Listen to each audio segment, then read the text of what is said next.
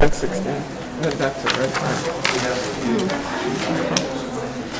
But we need to take a 10-minute break after we do 21, just so I can get everything out.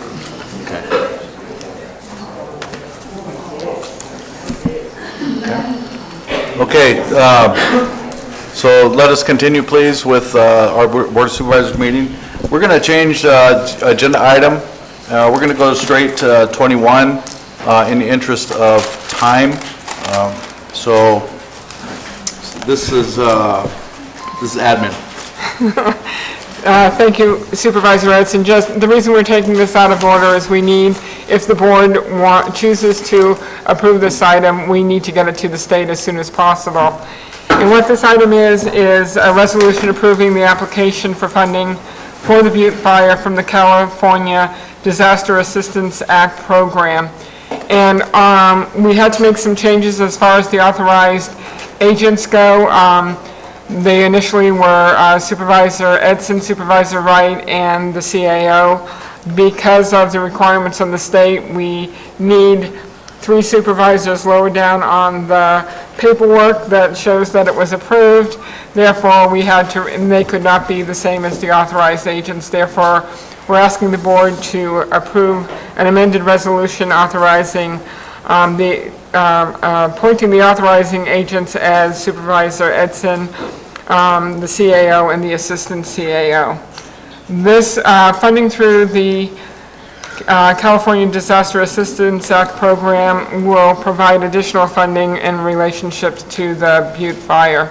Currently under the FMA grant, that federal funding will assist with 75% of the cost. The California Disaster Assistance Act program will cover 75% of the remaining 25% cost, reducing the county cost to about 6.25%. And this is, provided there is no additional funding through FEMA or what have you. So in order to get this funding, the board needs to approve the attached, the amended resolution that I distributed, authorizing Supervisor Edson, the CAO, and the Assistant CAO as authorized agents on behalf of the county. So, should I read the resolution? No? Okay, so this needed to happen like 10 minutes ago so that we can get it processed, because the state has their time limit requirements. And so I'm going to ask for public comments on this. Alice Gala, Taxpayer Association. Easy question. How much money is involved? At this juncture, we do not know. I mean, we won't know until we go through the whole, not only the fire, but the recovery period.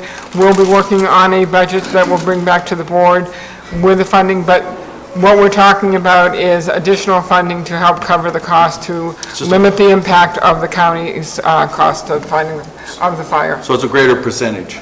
So right now we're at 75% covered. This helps with the other remaining 25%. So whatever it goes up to right now, what was our first draw? We're requesting an initial advance of of just under $3 million. Thank you. Okay. So the CAL FIRE just 3 days ago was at $36 million. That's what it cost. And then our costs are going to be significant to the county, and what we're trying to do is minimize the impact on us too, right? Because we got a lot of stuff to do from now until then. So, any other public comments? Okay. Board comments? So moved. Second. Man, I wish everything was that easy. So a motion by Supervisor Ponte. We haven't voted yet. Yeah. Motion by Supervisor Ponte, second by Supervisor Wright. All in favor? Aye. Woohoo! 4-1 absent. Okay, now. And if I may ask the chair to take a 10-minute break so that we can get the resolution up to the state. That's how quickly we have to do it. So we're going to take a 10-minute break. Okay. Let's start again, please.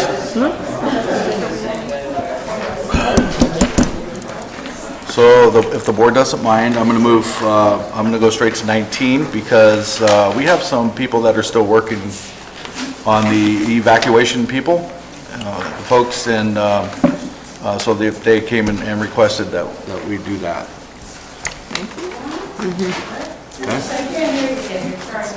I said we're gonna, the next item we're gonna do is 19, because we have folks that are working with evacuation folks, and, you know, the resources for them, and they came and requested that we do that, and I want to grant that request.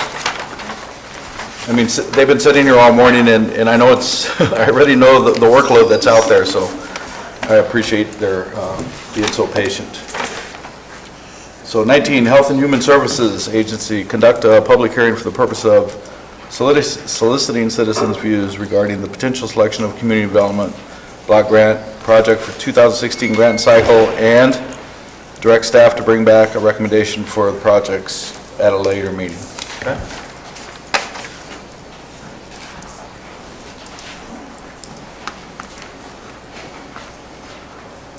Good afternoon, Supervisors. We're here today to begin, actually to continue the process of looking at the 2016 grant process for the Community Development Block Grant. We're asking that you conduct a public hearing for us.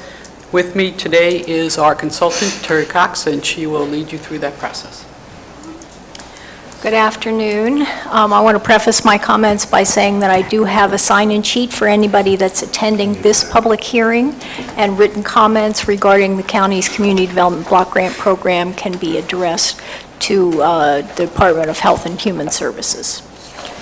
So, most of you have been through the discussion before, but I'll briefly review the basic tenets of the Community Development Block Grant Program, or CDBG. The eligible activities under this program are housing, public works, community facilities, public services, and economic development. Now, the maximum that any jurisdiction can apply for is up to $2 million in one grant cycle. This can be spread over 3 separate activities. There are specific caps that go with each of the individual activities. For example, public works and community facilities can go to a maximum of $1.5 million. Public services, $500,000. Planning grants are a maximum of $100,000, and you can do up to 2. For housing programs, individually, you could do housing rehabilitation or first-time home buyer for up to $600,000 each. And if you do a combination of the two, it's like $1 million. For the enterprise fund, which is the Small Business Revolving Loan Fund, or the Micro Enterprise Fund, which is for small businesses, no more than 5 people, including the owner. Each of those can be up to $300,000, and if you combine them, it's $500,000. So among that array, you can do 3 activities not to exceed $2 million. Now, the notice of funding availability, the NOFO, will be issued in January, we expect, with a due date in the middle of April. Now, there are a couple of other important features about the program that were instituted in 2012. One is that no jurisdiction can apply for new funds if they have not expended at least 51% of their open grant funds. So you do have an open grant, a 2013 grant, and it looks like you should have met that criteria well ahead of the March 31 deadline for that. The only thing that requires a match on the CDBG program as it stands now is the planning grants, and then that would be 5% of whatever your request was, so the maximum for that would be $5,000. Now, I'm happy to answer any questions that you have about the program. Questions? No, just a comment. Terry, this is much what the City of Angels did in regards to some of the over-the-counter and the economic development grants. That's right. Okay. That's right. Thank you. Mm-hmm. Thank you.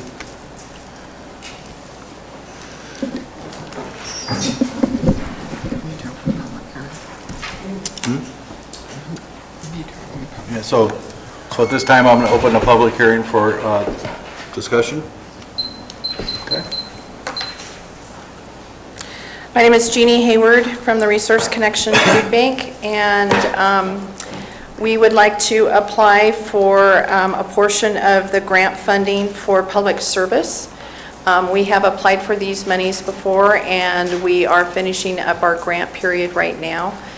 We would like to continue the same type of operation. It's a twofold operation.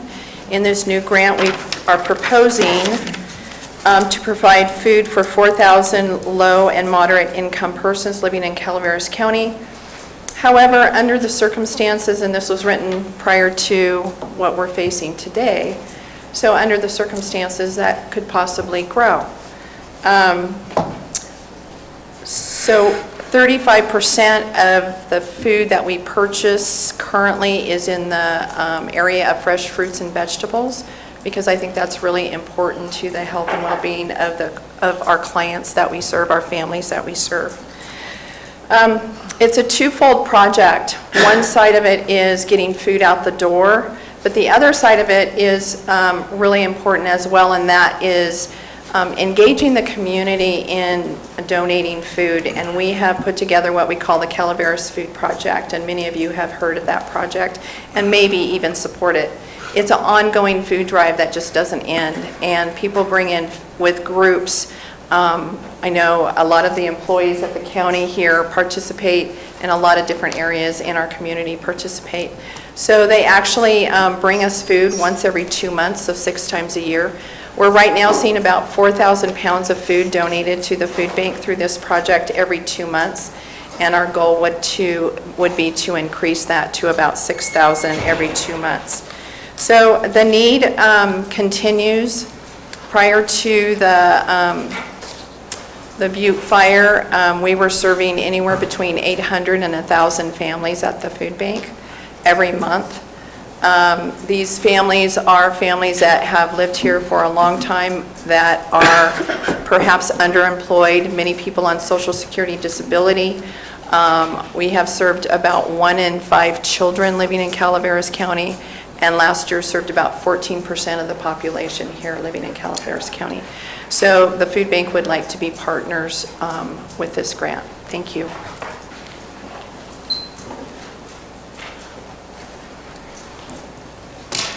Good afternoon, Supervisors. Sheila Neal with the Resource Connection. I'm the Early Childhood Program Director.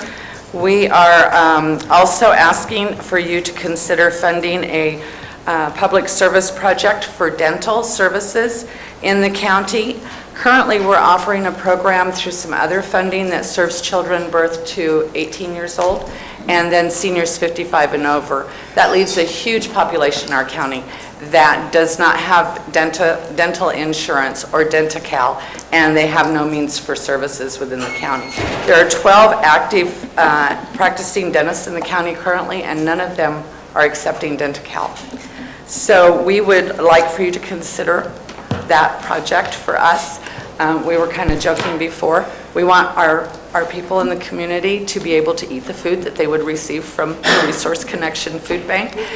Without the dental services in that, health is a real issue, and it concerns us right now, especially since the Butte fire, how well our families are going to be able to take care of themselves. So dental health is very important.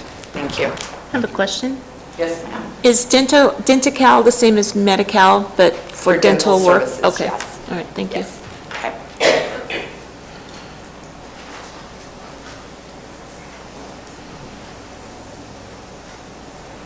Good afternoon, Supervisors. My name is Lori Perry. I'm dental hygienist, director of the Calaveras Children's Dental Project, and I'm the project coordinator for the Community Services Block Grant Resource Connection Dental Project. I could sit here and reiterate some of the things that Sheila said. However, today I've invited one of our patients that we have been able to serve through our Community Services Block Grant Program, and she's going to share with you her experience of seeking dental care and what it's meant to her to be able to receive that dental care. This is Miss Christine Wynn. Good afternoon. As she said, my name is Christine Wynn. I'm not a public speaker. I have never done this before, but I felt the need to do this for Dr. Joe Martu. I come from an impoverished home where dental care was non-existent, And in my married life, I had 3 children with major medical problems, so dental care was out except for our kids. The only dental care my husband and I had was to have teeth pulled until I went to the food bank and got one of the flyers for Dr. Joe. What a blessing she has been. I had an abscessed tooth, a loose tooth, and one of my teeth had broken completely off and was hanging by a thread. I had called the clinic in Sonora, but that takes Med-Cal. They couldn't get me in until January. If it hadn't been for Dr. Joe, I don't know what would have happened to me. She was a lifesaver. With all other dentists I have gone to, I have always received criticism and ridicule for the shape my teeth have been in. Not Dr. Joe. I've received the most compassionate and gentle care. She told me I could have aspirated the one broken tooth into my lungs and died. It would never have lasted until January. Her and her staff are the most considerate and caring people I know. She and her staff are desperately needed in this community. If it hadn't been for her, I don't know what would have happened to me or all of the others she has helped. Her help and care is desperately needed in this community. She has pulled 8 of my teeth, made me a new bottom plate, and I am finally able to eat again, and she's not done yet. I am finally going to have a smile I can be proud of. I know with the bridge, the budget cuts and fiscal crunches, it's hard on communities to see their way to extend money for grants, but please, please extend it for this one. It is desperately needed in this community. Thank you. Thank you, ma'am.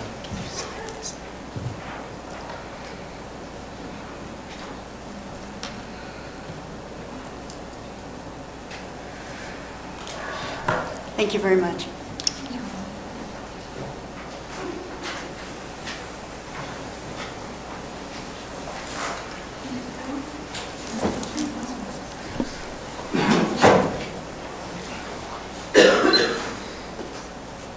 Good afternoon. I'm Elizabeth Thompson. I'm the Executive Director for Common Ground Senior Services, and we provide Meals on Wheels and transportation in Calaveras County to date.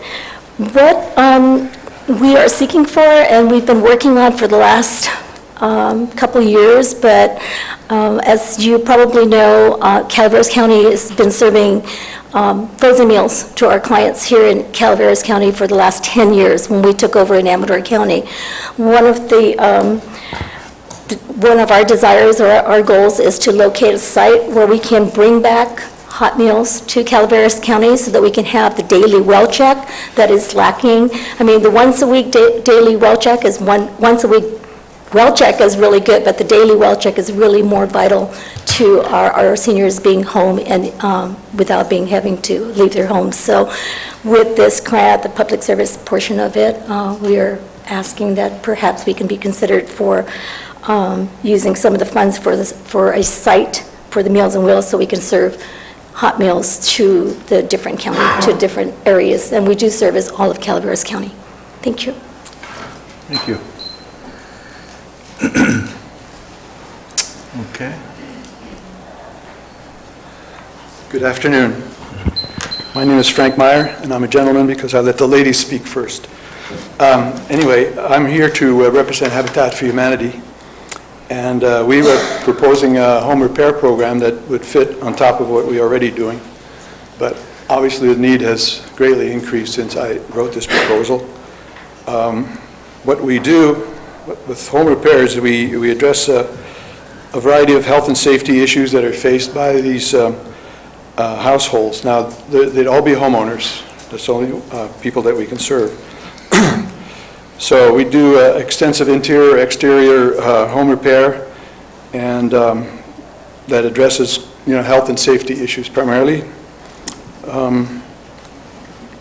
And I can go into some detail, all the kinds of stuff we do, window replacements, siding, trim repair, roof repair, porch and wheelchair ramp construction, installation of some extension of house systems like heating, electrical, plumbing, and so on. So we were proposing to do 20 repairs for $100,000, which sounds like a lot with not that many people that would benefit, but home repair is an expensive proposition, and when we say we could average $5,000 per repair, that's, you know, that's calling it close, but I think we can do it. In any case, if I had written this today, I would have asked for the full 500,000 or 600,000 or whatever's available, because, you know, we're going to have a lot of people that need their homes repaired after this catastrophe. Thank you.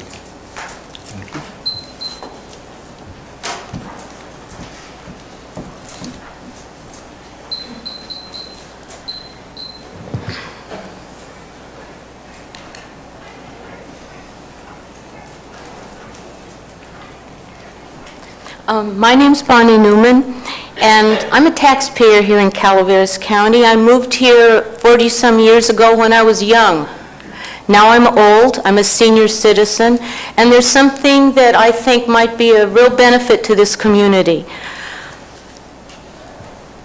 There's a program called IHSS that serves low-income people. Provides services for disabled and senior people that are low income. But there is a larger group in Calaveras County that aren't considered low income. They make more than $935 a month.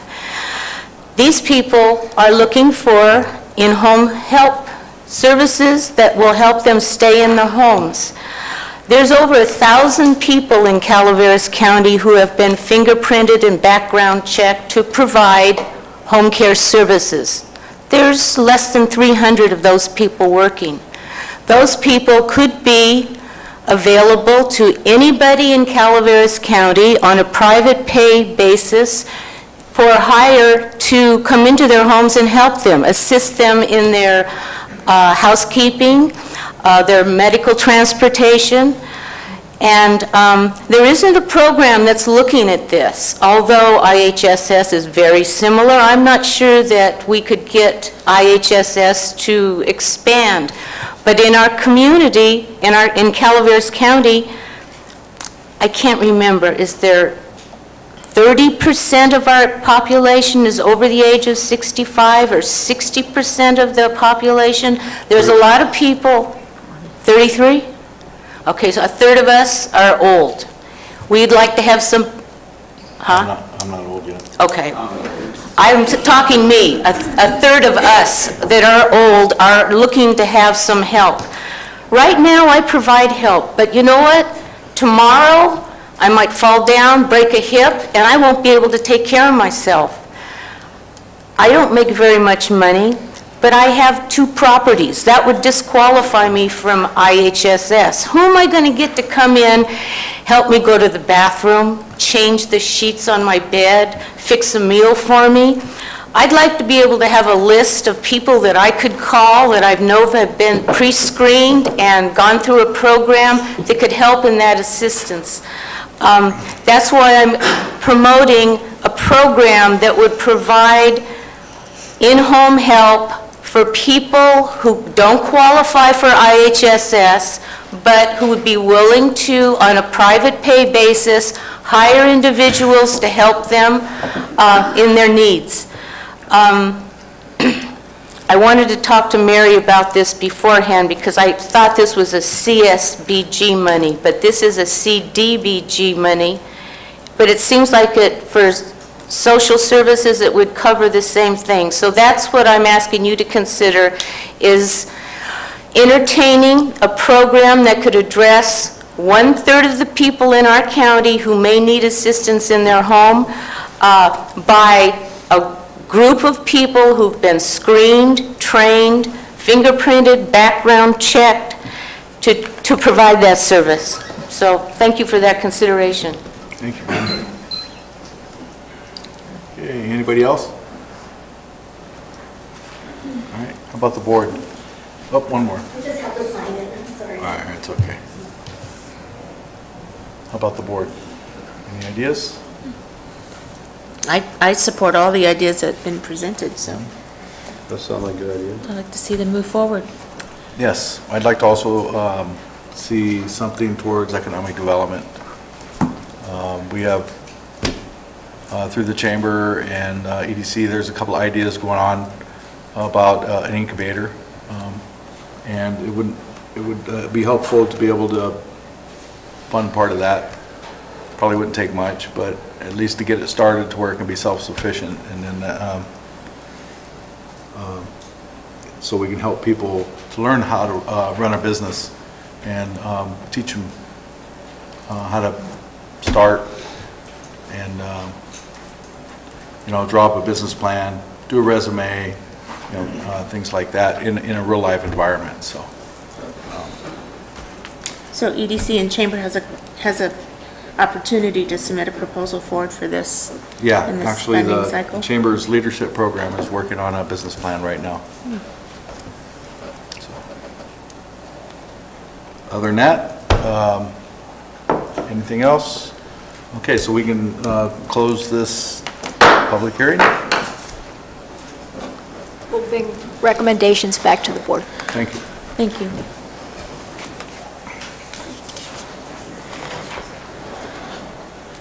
Yeah, thank you everyone for all the hard work you're doing.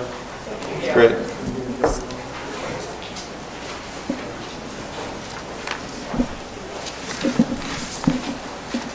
Okay, number 16, planning, review and discussion of the Planning Commission recommendation, general plan, vision statement, and guiding principles, and provide direction to staff as needed. Thank you, Mr. Chair. Peter Maurer, Planning Director. Back in June 30th, we had the Joint Planning Commission board hearing. At that time, we discussed the including vision statement. It was the board's desire to include the vision statement. You referred that back to the Planning Commission. In July, August, the Commission deliberated about that. They started with the draft vision statement that was prepared by the county utilizing the consultant that we had on contract at that time, working with the community to come up with a draft. That draft is contained in your packets on page 576. For those following along. Let me make sure I have the right page. Yeah, page 576 was titled Draft Working Vision Statement and Guiding Principles. The Commission took that and made some pretty significant changes to that and came up with their version of the statement and guiding principles. That's on page 559 of the packet. I've brought this forward for the planning committee or for the board to accept, modify, reject, whatever it is you want to do with this. The vision statement is sort of that overarching, vision. What are we trying to attain through the general plan process? And this will be utilized as we work through the various elements, establishing goals and policies in our draft, or the next version of the draft plan. So rather than wait until we got through all the Planning Commission hearing process, I want to bring this before you for your review and deliberation. We're not formally adopting anything at this point in time, but this will be, I think, guidance provided to the Commission and to staff as we move forward through the next steps in the process. So I think what I'm asking the board to do today is to review this document.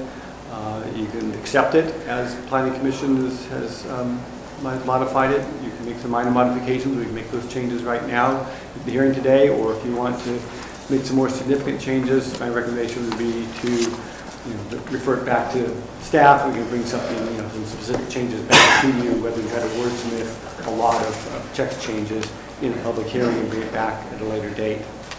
So this is your policy document. There's no requirement. This is what you believe that the community wants as a part of its general plan. And as elected officials, elected representatives of the communities, you get to make that decision.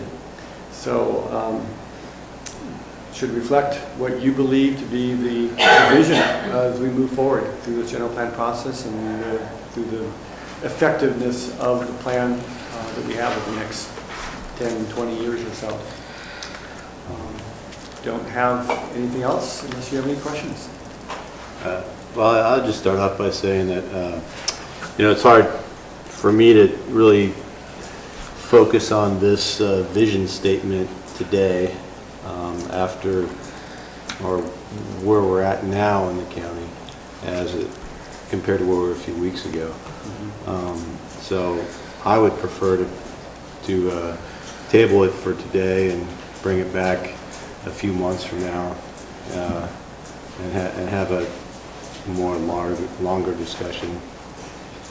Because, I mean, I think, you know, rebuild, you know, our county would be the kind of the vision that I would like to see going forward. Because that's what I'm thinking right now. And the property rights are very important, but you know, if we don't rebuild the county, a lot of this is just nonsense.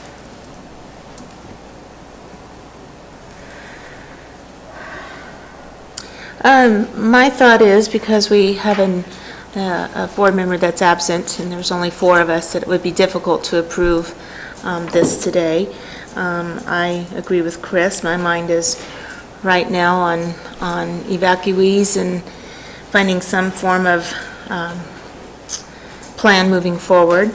I will say that it looks like this document went through a lot of work at the Planning Commission and the public hearings, etc. I received something of an email here in the last few days that honestly I have not been able to review. And on these guiding principles, can you tell me are they in a specific order or just kind of put out there? There's nothing as far as hierarchy. Okay. They were organized in different sections. Okay. And this was the Planning Commission's direction as far as how they wanted it organized. Okay. I mean, in general, I'm getting a sense for where this is going, but I'd like to kind of wrap my head around it a little bit more. And well, certainly when we scheduled this item on your agenda, we hadn't anticipated the disaster that we've had. Right. It would probably make sense to have a full board as well as maybe a little more time to review it as we catch our breath.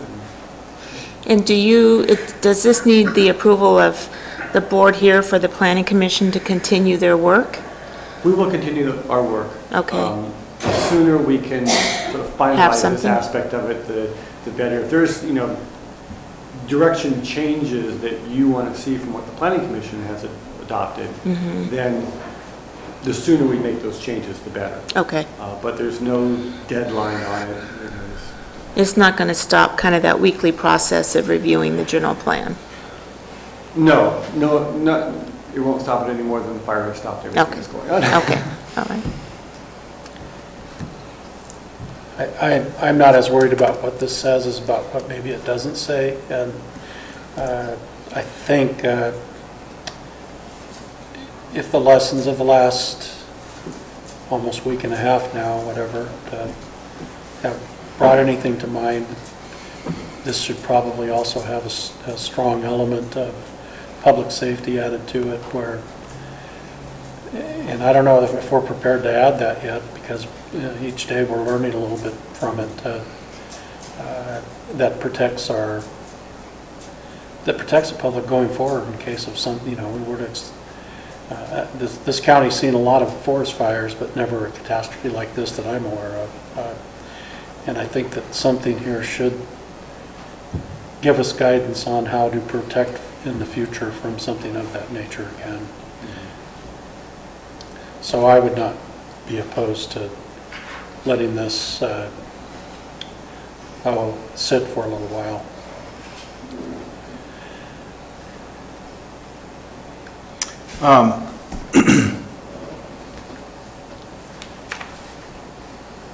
I'd be interested in hearing the public opinion. So that's what I'm asking for.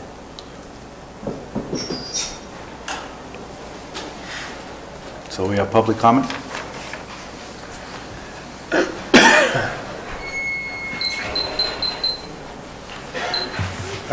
Lou Mayhew. I think it would be very appropriate, very helpful, the right thing to do, which is bring this back at a later time. I don't think anybody is in a frame of mind at this point to focus on it. I think it will take some focus.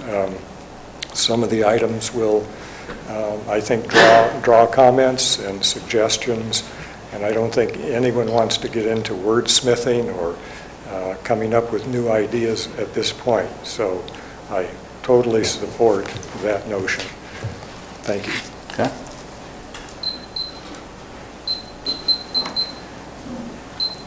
House of Gallant Taxpayer Association. I'd like to thank the board and also the Planning Commission for the amount of attention that they're giving this general plan update. We perhaps got off to a bad start in the past. If you would go to the website, Midner Harnish, you will see very clear-cut ideological orientation. It's revolutionary. He's following a pattern, and that pattern is to increase governmental control in every area of our lives, but in the case of the general plan, mostly land use. The problem with this orientation is not that the proponents are bad people or mean or don't care. They do care. They have a vision and a mission, and they think that it'll be a better world by increasing government control of human activity. Just a day ago, I received an email from a cousin who is also a professor, and he sent me a clipping of the issue with the Volkswagen, and Volkswagen putting a program in to give false evidence as far as how much pollution the cars go. What a stupid thing. But anyway, what he proclaimed in his email is that this is what we need Agenda 21 for, because of the crooked business, crooked corporations. And this viewpoint that he has is wildly dispersed. It's not just a wild-eyed, off-the-wall theory. This goes all the way up to the top of the UN. What we see in the taxpayers is a struggle we're going through now to find that line between protecting constitutional property rights, and actually the rights to life, liberty, and property that are provided in the Constitution, and to provide an orderly process of assuring compatible land uses. Now, this should not be that difficult. We certainly don't need to have the government control everybody's property or to plan in what the future people must have or decide what for them what they would have. The planning and control go together. You can't have planning without control, and you can't have control without planning. I mean, it just makes sense. We don't see the word control used in this process very much. We do see the word planning. But if you substitute the word control, then you get an inkling of what could happen if implementation of some of these suggestions were done by people with not the best intentions. And that happens sometimes. So, one of the things we see is a possible good thing that could happen. And this is finding ways to make the general plan more flexible. You'll see in the land use element, there's a portion there that talks about creating flexible zoning as it deals with government entities. Oh, that's a brilliant thing. That's a good idea. Why not also in private entities? Tom Infusino mentioned that could be a two-edged sword. And incidentally, he and I both agree that no matter what, the general plan does need to be able to be understood and easily enforced. But he said that two-edged sword could allow government to take this flexibility and further oppress people to take away their property rights. 30 seconds. That could be that's a concern, but I think such a clause could be written in the flexibility zoning flexibility that would prevent that and would allow the property rights clause in the general plan to be better recognized. So as we move ahead, I think we're going to see that as our primary issue, back and forth. Our planning commission is doing a good job. They are looking at everything. They're not skimming over anything, and they're not accepting it just because Mintner Harnish promoted this years ago. Thank you. Thank you, Al.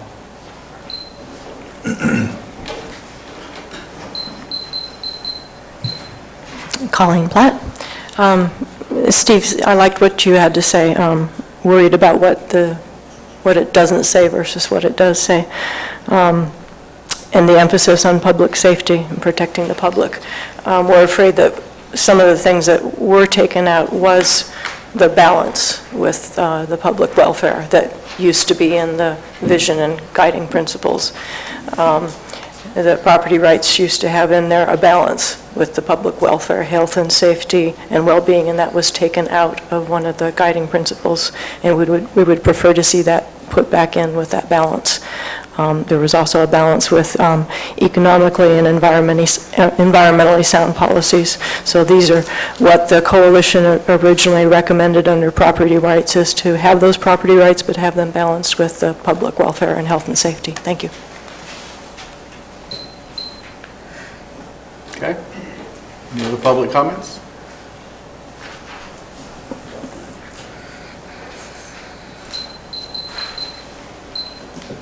Holly Mines.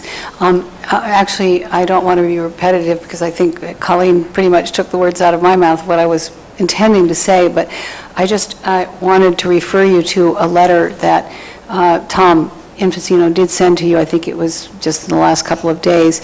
And the point that concerns me is that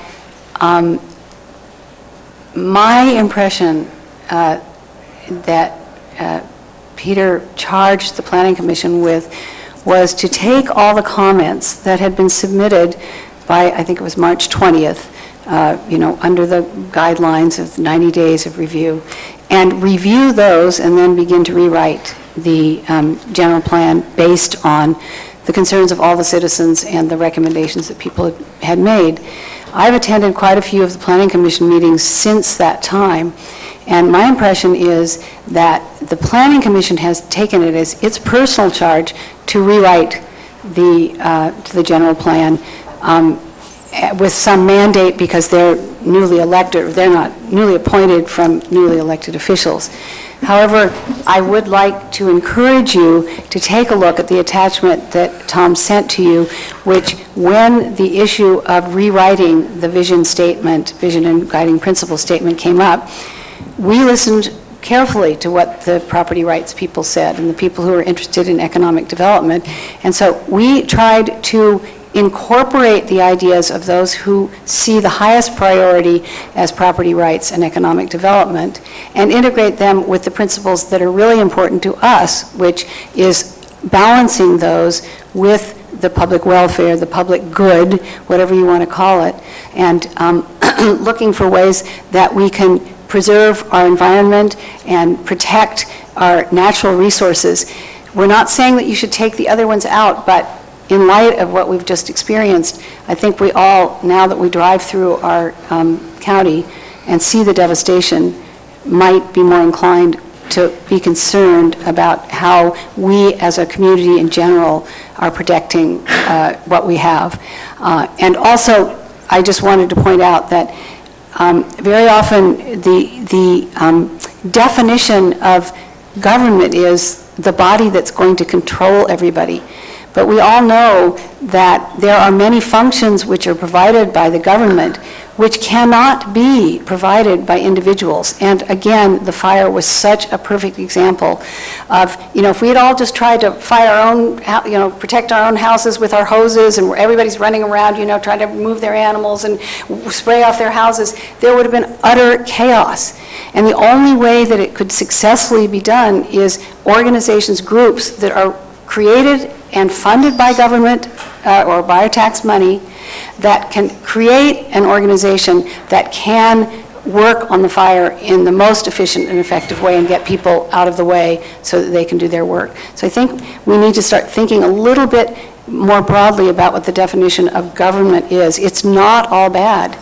Private property rights are fine, but government has a function which cannot be served by individual people trying to just take care of their individual plots. So I refer you to the vision statement and guiding principles which we wrote, which I don't believe was in the packet, but which was submitted to you when you're reconsidering or when you're considering how the vision and principles should be designed. Thank you. It's in his email, though. It's in Tom's email, though. Okay. Any other public comments?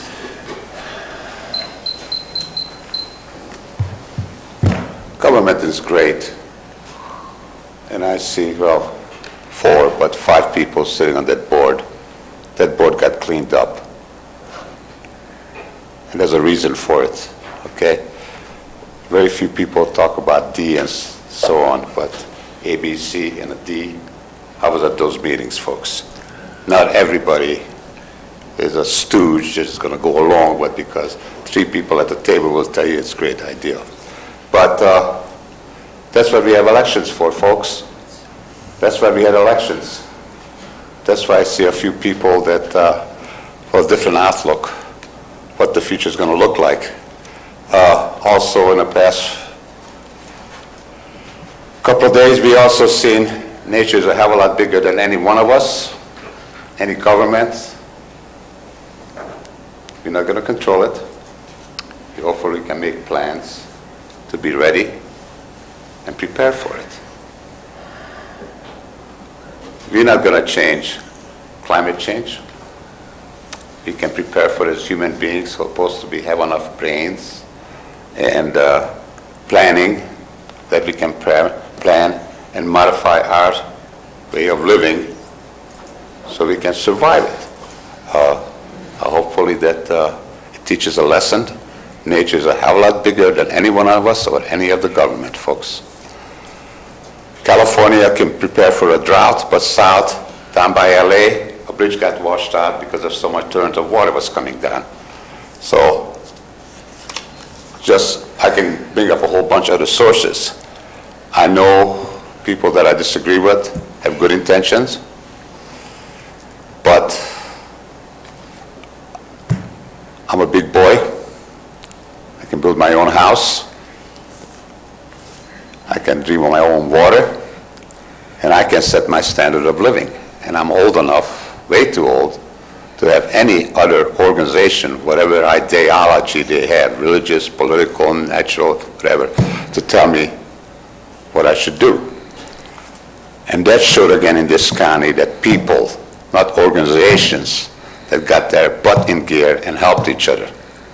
So you got some ideas in here. That sounds great. Maybe it will pacify some people. I don't see too many people riding the bike from here to there. Maybe it works great in LA or San Francisco, but let's get real, you know?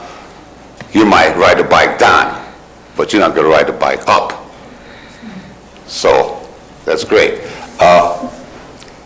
Right now, general plan, first of all, I would like to see the county be prepared. Both the cops, the first responders, the firefighters. It was nice that we have people coming up from LA to work up in the hills over here. Now they moved down to Monterey. Nature is a hell of a lot bigger than any one of us or any organization or any human being on this earth. We're not going to change it. Hopefully we can prepare for it. We don't know what's going to, if we don't know what the weather is going to be tomorrow, what the temperature next week, believe me, I haven't seen anybody who's going to tell me what's going to be 20 years from now, because all the predictions were wrong up to now. So, as a government, give them safety, opportunity for health, an opportunity for wealth. That's your first obligation. And if you got nothing better to do, and you want to save that longhorn beetle, bless your heart, do it. Don't do it at my expense. because nature will take care of the longhorn beetle and going to take care of the red-legged frog and a spotted owl. And if you worry about the forest and all that stuff, folks, who is supposed to be the steward of our National Forest? National Forest Service, and they do a crappy job. They were not prepared. They've not been a good steward of our national forest. 30 seconds. And I think we could do in the future a little bit better job to eliminate or minimize, put in a general plan, to minimize hazard that will come up, and we cannot prepare enough for those. Thank you. Any other comments?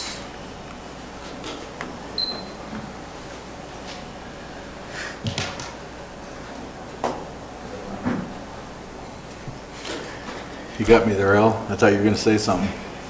I'm not allowed to. All right. These are well-behaved. I'm going to have to agree with the rest of the board members. My mind is rolling from this disaster we've had. I'm a little bit bitter right now, I guess, because of my experience with it. And I know that we can do a lot better managing it, but we seem to resist that, and a lot of it has to do with ideology and power trips, and I'm just really right now a little bit not ready to take this on. I want to be a little more calm and clear when I do this, because I realize it's important to everybody. And it's not just certain people in the county it's important to, but it's important to everybody. So I would like to push it out a little bit too, so that we can maybe calm down a little bit. We got quite a bit to go through in the next few months, or in the next month or so. And I think that Peter, if he can not let it delay us, but we can get it back in plenty of time to be able to go where we need to go, because the general plan is really important. And that's just kind of how I feel right now. So I want to make sure that I have all of the information that I can thoroughly make a good decision on. So if that's all right with the board? Yeah, do you need a motion to move it forward? To push it out? I think I'd recommend that we just continue it off calendar. I can work with Shirley when it's appropriate to bring it back, and we've all had a chance to catch our breath. I agree with that. Thank you. Good. Okay. But it would be good to have a motion for that effect to continue it. All right. Thank you.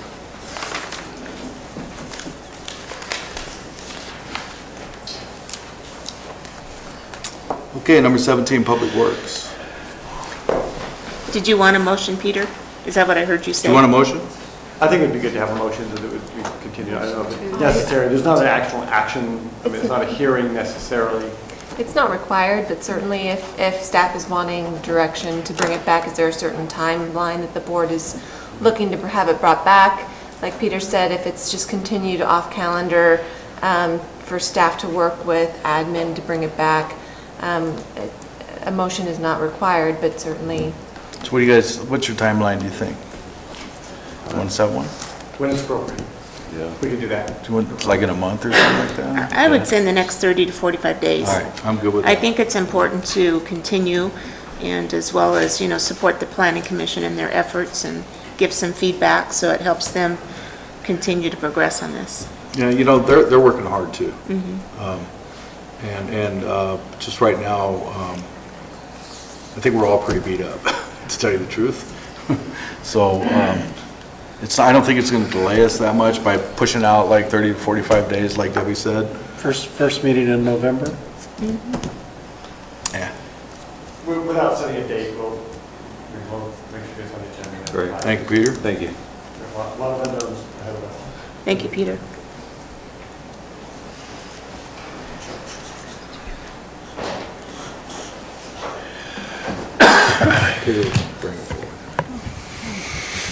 sorry if this was the main reason why you were here, but it's been an extraordinary 13 days. And here's an extraordinary guy, right here. Thank you, Chairman Etten. Jeff Krovitz, Public Works Director, Calaveras County. Item number 17 is related to the Highway Bridge Program for replacement or installation of new structures on county roads.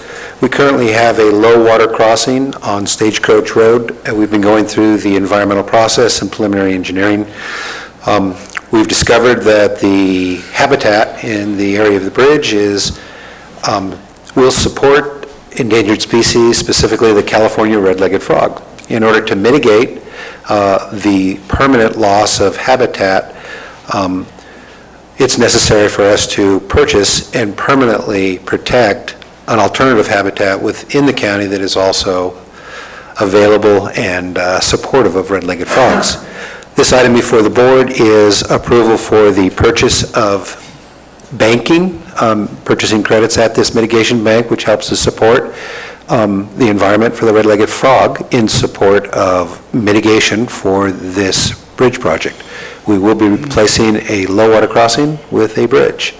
And there is no exposure to general fund or capital funds. Everything is funded either through the CSA or through the Highway Bridge Program from Federal Highways as administered by Caltrans. Any questions?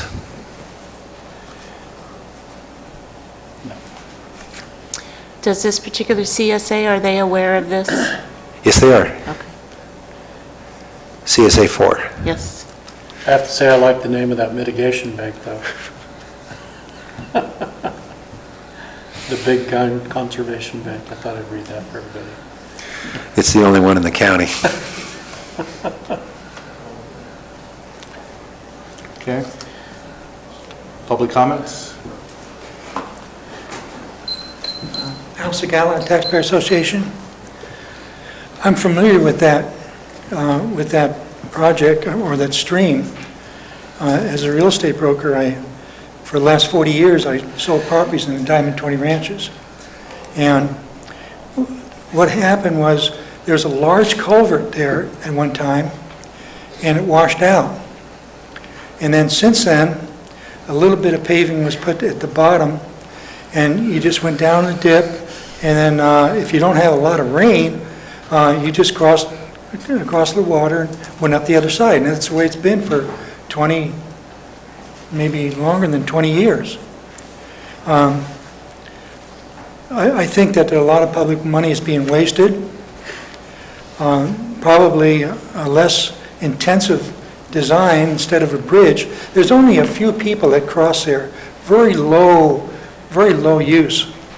A better alternative would be to determine the 100-year flood or the 100-year stream flow, and then put maybe 1 or 2 or maybe 3 culverts there, and also allow for that 100-year flood water to flow over the top of the road and pass. The cost would probably just be just a fraction of what we're talking about now. Now, as far as the red-legged frog, I think that's totally crazy. And it's not your doing. You need to follow the law. It's the people that pass those laws, particularly the federal government. We need to have sanity to return, and I don't know how that can come about if we don't say something even as we comply. Buying that stream has been there forever. That goes into Flower Lake. There's nothing being done with this project, or even a former project that affected the frog or fish or anything, because in the summer it dries up. It dries up in the summer. The red-legged frog dries up. So going to buy some other property to take the place of this natural environment that could have red-legged frogs is just crazy. And not only is it crazy, it's a waste of taxpayer money. And I only wish you had the ability to communicate with those that are responsible, perhaps our congressmen, to bring an end to this insanity. Thank you.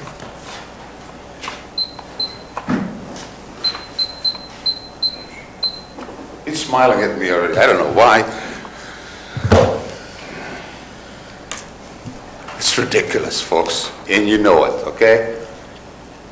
If I read it right on page 615, $155,000 of credit for this frog exchange business, because I don't, that's the only place I see numbers.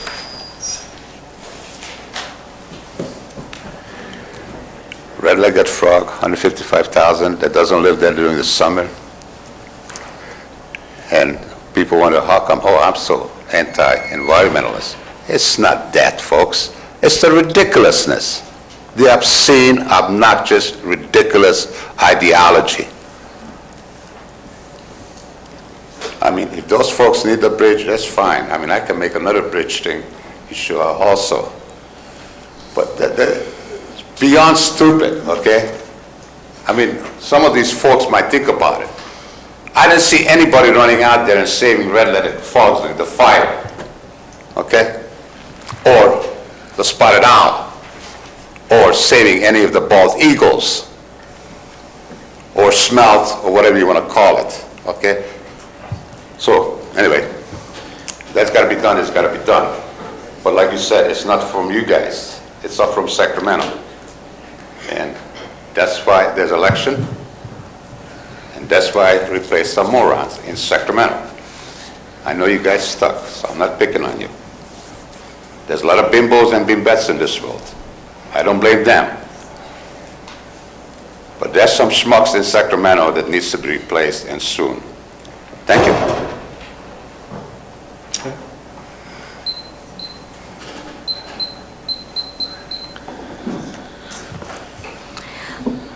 Bonnie Newman from Double Springs. I really don't know what this is about, but when I sit here and have people call me stupid and ignorant and all these things, because I believe in this. I don't believe there's a frog that's more important than a man, but I think frogs and fish are more important than men. Somehow they were created before man was created. So that somehow they were created before man was created, because something crawled out of the slime and the primordial ooze and crawled out onto the land. So there were frogs and fish before there was man. But to downplay the importance of keeping habitat, reestablishing waterways is foolish. It's stupid and ignorant too.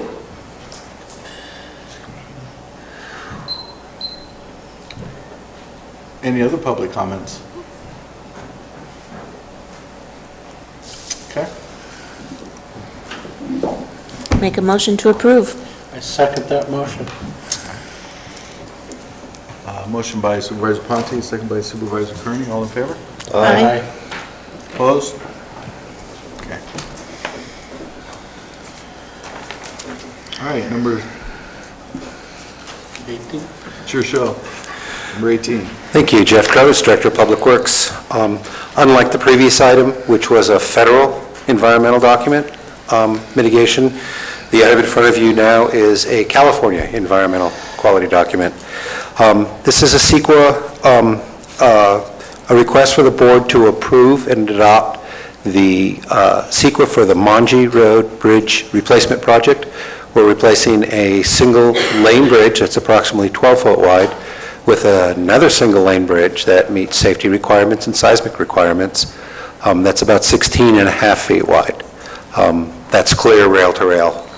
The replacement will allow better pedestrian facilities, sharing with the road facilities, and will also meet current criteria.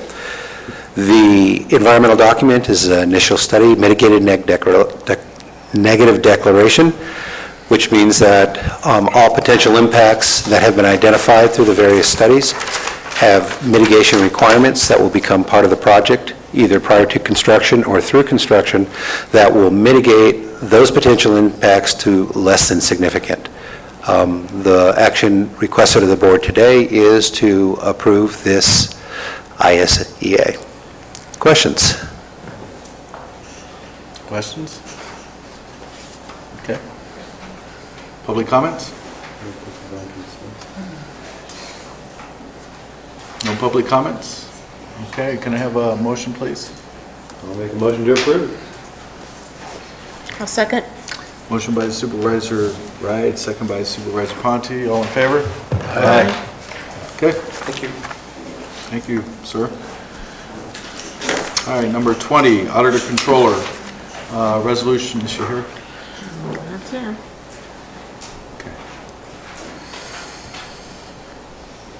Okay, she'll be here in a minute, I'm sure. She's listening. Let's move to 22 on the agenda. County Council authorize the County Administrative Office to enter into a memorandum of understanding with Cal Recycle for the state-managed debris removal program related to the Butte Fire. Good afternoon, Supervisors. Jason Bates, Calaveras County Environmental Management Agency. I thank County Council. They helped assist me on Friday in getting this MOU to you so we could move this process forward. So just a little history back. September 17th, the health officer and I, as Director of Environmental Health, declared a health emergency due to the burned structures and debris in the fire area due to the Butte Fire. This health emergency was declared due to a lot of older homes, asbestos, heavy metals in the ash, and other household hazardous waste that's at these sites, and the number of homes that have burned thus far. So the number, I think, in the packet was 300 on Friday. As of today, it's climbed up to this morning 545 and still continues. One of the things I wanted to discuss, and I thank you for ratifying our health emergency earlier in the board, but was also to just a quick message to the public that as they look for their personal possessions or anybody assisting homeowners, property owners, sifting through the ash, looking for their personal possessions, which I would do myself, is to make sure that they incorporate, protect themselves, wear masks, N95 masks, gloves, which we're providing to the public, and that we ask that none of this debris is removed from the site at this point in time as far as the ash and other hazardous waste that's at the site. But I would just want to make sure the public understands there are some health concerns out there. So we have staff performing site safety assessments right now. We're seeing a lot of homes where there is a lot of asbestos, 50% in the ash, other hazards that are at the site, whether it's 55-gallon drums of oil, fuel, and other household hazardous waste. Jason, I have a quick question. Yeah. Just in case folks are watching at home, is there a number to call to get information? Yes, they can call our office at 754-6399. And I also, the site safety assessment teams that are out in the field are, besides carrying the gloves and the masks when they come upon a site where people are sifting, they're providing the proper personal protective equipment. We're also providing them with information that we have handouts, and also we have cases of bottled water. So we're really trying to assist people that way. So with that health emergency, where that takes us is that it allows the State Department of Toxic Substance Control to come in, because we declared it a health emergency. There are public health hazards, environmental hazards out there, to come and remove household hazardous waste for free, okay? Due to that health emergency. And also it makes the county eligible to participate, and that's what is before you today, is an MOU with Cal Recycle to remove the rest of the debris at the site, ash, vehicles, structures, people, stuff that people do not want. If there's items there that people want, those will be set aside for the people to keep. And this is a program for people to participate in. So once we get a right of entry form signed, then, and those numbers are coming in, and to date we have over 300 people that have showed interest in this program through the CLAC over the weekend, and that continue to call our department. From a county and community and public health perspective, we are encouraging people to go through this process, and Eric Lamoureux is here with the state OES, and I'm going to have him speak a little bit on the process. He's worked through the fire in Weed, the fire in Mono County in February, and the Angora fire in this process in El Dorado County last year. From a perspective from the county environmental health and public health is that there's a lot of hazardous debris out there. We want to make sure that this debris is handled properly, disposed of properly, and that the properties are cleaned up to a standard where your 3-year-old child can run across and play on this soil and not worry about contamination. We're also developing a self-certification process where if homeowners choose not to participate in this process, they can sign up, but they're going to have to meet the same standards as the state process. We don't want to develop a process and have 2 different standards. So there may be different processes on how people can clean their property, but they're going to be the same standards across the board for those properties. And it's about, we don't want people driving down the road, ash flying everywhere, asbestos impacting our communities, public health, our children, and our neighbors. The state does a good job of monitoring while they're doing the abatement with contractors. They incorporate local contractors. I talked to Todd Tallheimer today with Cal Recycle. They put on a training for local contractors that want to participate in the program with them. So they will be able to have local contractors involved because they don't have enough contractors right now with incidents across the state. So I'd like to introduce Eric Lemereau, who can speak a little bit more of the details of the program, and then we can answer questions. Thanks, Jason. Well, first, my name is Eric Lamoureux. I'm the regional administrator. I've had an opportunity to meet several of you over the last couple of weeks. First, I just want to say on behalf of the entire department, men and women of Cal OES, our thoughts and prayers are certainly with everybody here in Calaveras County and Amador County that was affected by this. I've got several things to brief on, to bring you folks up to speed on, but certainly to Jason's comments, this program, we are in the process right now of identifying and mobilizing contractors so that we can get them out here. Understand that we are going to move as fast as we can, but we've also got an unfortunate another fire with over 1,000 homes on the ground, and we're competing for a lot of the same resources. So we're looking very creatively at how we can do this to get resources here as quickly as possible. But we're fully committed to supporting this program at the state side. If we get federal resources, that'll support the effort as well. But regardless of that, we're going to move forward and help your residents to get their households clean, their properties clean, return to them in an environmentally safe condition so they can rebuild as quickly as possible. As Jason said, this program, we've used it quite successfully in a number of situations in the last year. We used it in Bishop in February when we had just a freak fire hit that area in February in between storms.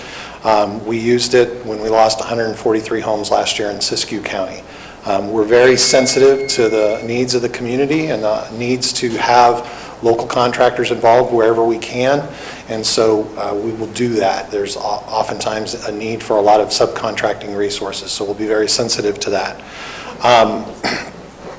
At some point, we'll want to have a community meeting so that we can help your residents understand the benefits of the program.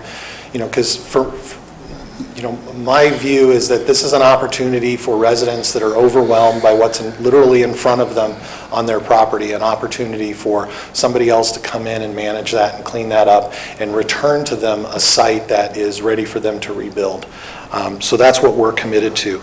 On a couple of other points, right now my team, my Cal OES Inland Region team, has a number of staff here as well as staff from our recovery division within Cal OES. We're currently mobilizing some additional staff out here, and Shirley and I had a very brief conversation earlier, but what I want to do in the days ahead is pair up Cal OES staff with key department heads here in the county so that we can quickly help you identify issues, adjudicate issues, and get you resources and expertise that you may need. So we'll be doing that in the coming days. If we get approval from the President for additional assistance, we'll be ready to help have that assistance come in and fold into an already strong, robust county emergency operations system that's in place. So we're going to help you with that. As was mentioned earlier yesterday, the governor requested presidential disaster assistance. I'm cautiously optimistic we're going to hear word on that within days. Chairman, I don't believe it's going to be weeks. We've got the same urgency and are applying the same urgency to that issue, so hoping to hear word on that. At the same time, I know Shirley had the opportunity to participate in a call last night. We've got a housing task force that we formed at our State Operations Center in Sacramento that is looking at a multitude of options to help folks with intermediate and longer term housing needs. We understand the unique circumstances of your community. Some of the resources that we may use in other parts of the state or country in terms of RVs and so forth may not work in some of the locations here. So we're sensitive to that, and our team is looking at a multitude of options, and as the county determines what their housing plan, what your needs are, and what you're going to need from us, our hope is that we're going to have tools in a toolbox to deliver to you. So we're working on that each and every day. And then I know currently we are working on mobilizing a laundry facility out in Mountain Ranch that I just got word is going to be, sounds like operational by midday tomorrow. I'm trying to push that up a little bit, but that we're working on that as well. And is that a shower and laundry? It's, as I understand it, Chairman, it's sort of a fluff and fold system. You bring your clothes in, they manage them, give you a ticket, and you come back to pick them up. So as far as the community meetings go, so District 2 is unfortunate in the sense that most of the fire was in District 2. So I represent the communities in Colony Hill, Mountain Ranch, and Railroad Flat, three of the main towns there affected by the fire. Should I work with you on setting meetings up, or are you going to coordinate with Jason on that? I'm going to have, what I'm going to end up doing, and Shirley and I haven't had a chance to talk about this in detail, but my concept right now is I'm going to assign different key staff from my team to different department heads. I'll probably be working real closely with all of you in the leadership side of things. So yeah, you can certainly contact me, and we will make sure that... Are you going to be here for a little while? I want to get your contact. I'm going to be here every day. Okay. Yep. Thank you. And the rest of our team as well. Are there any other... I'm sorry? Where you stand? You know what? As much as I love Calaveras County, I'm a resident of Placerville, an hour up the road, so I'm driving back and forth. But we do have a number of my staff who don't live in El Dorado, Amador, or Sacramento, have already found a number of places here in Calaveras where they're going to be staying. I appreciate the hospitality. Any other questions I can answer for you? Thank you.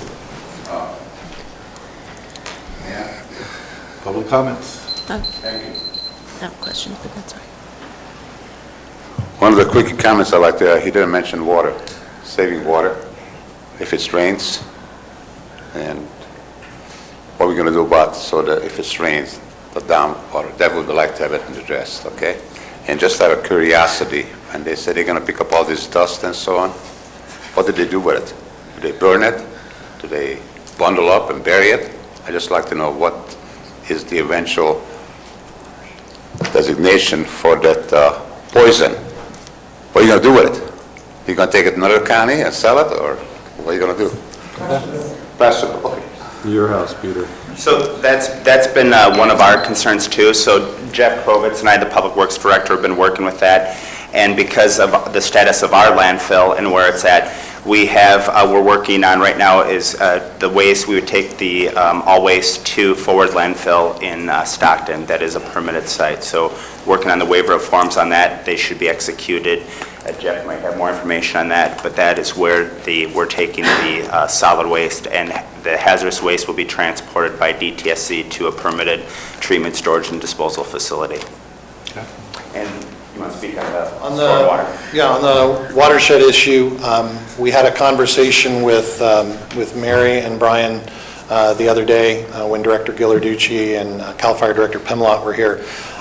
There are teams that have, that I literally just learned about an hour ago, that have been formed at the Department of Water Resources to help address those watershed issues. What I'm trying to put together today is an opportunity for your Public Works Director to get on a phone line with folks from DWR, CAL FIRE, and the Forest Service, which also have burn area assessment teams that will be dealing with watershed issues if there are any on forest lands. So we'll bring all those players together to help you guys understand exactly who the different players are, where their area of responsibility is, and to help you identify where you've got areas that you'll need to help with. BLM actually is having a meeting today, I think almost as we speak, to address this issue. So make sure they're, you guys are talking to them, because they have actually more property, as far as I know.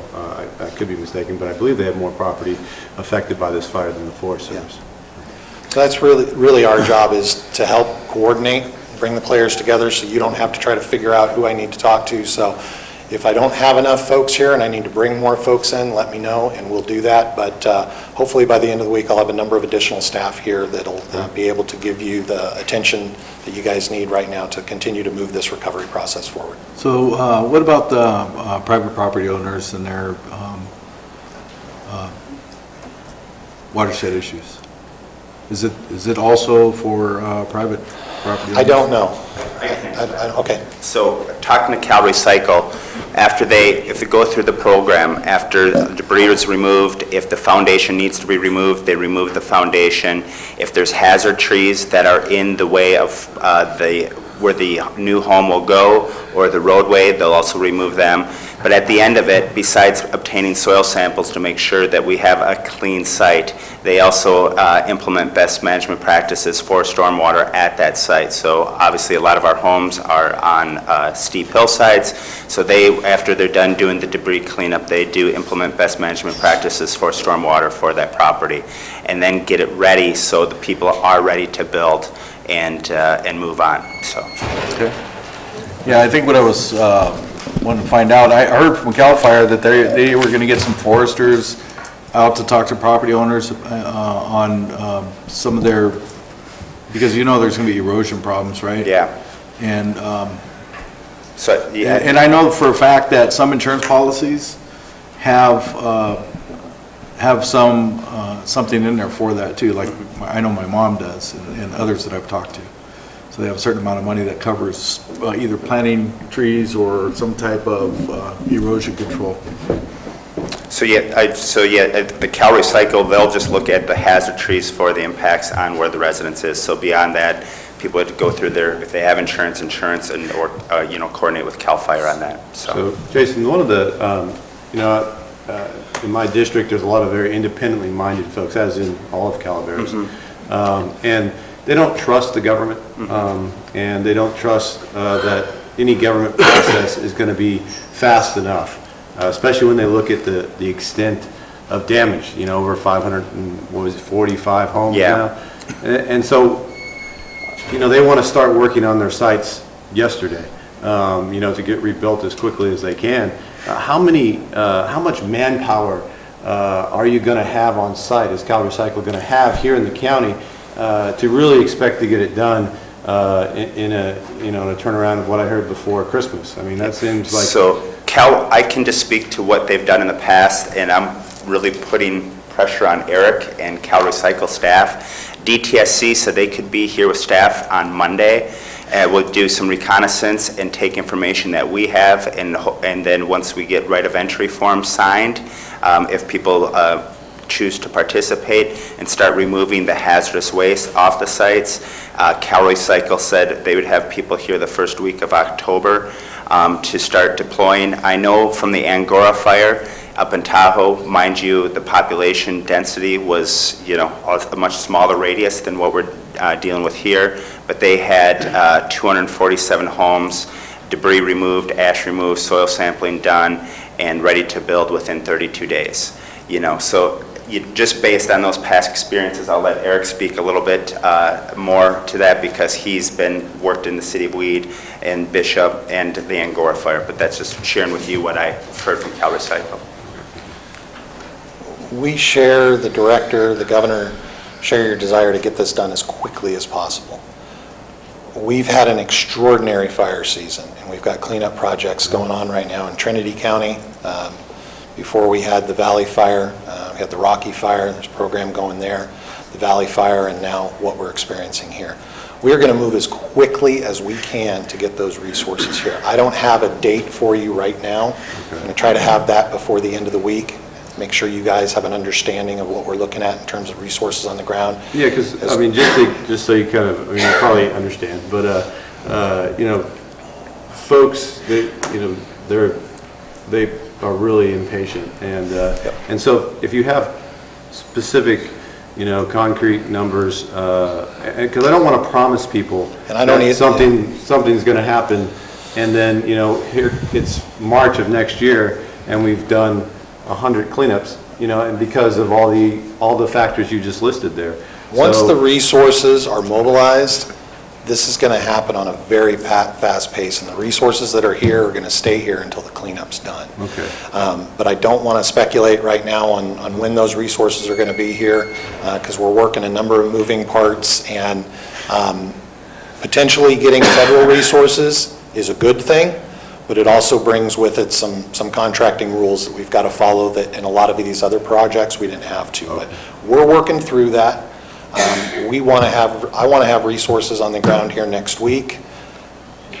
I need to continue to work with some folks in Sacramento and get a sense of how quickly that's going to take. But as I will continue to keep you apprised of what I know and what I don't know and what we're working on, and we'll work to keep your residents apprised of that as well. But I can guarantee you, at the end of the day, this is really the right approach for the residents and what they've got in front of them. That's what I keep telling people. And for your community. Because it's not, there's oftentimes a lot of talk about, well, I can do it right on my property, but then oftentimes it's that hauling it away.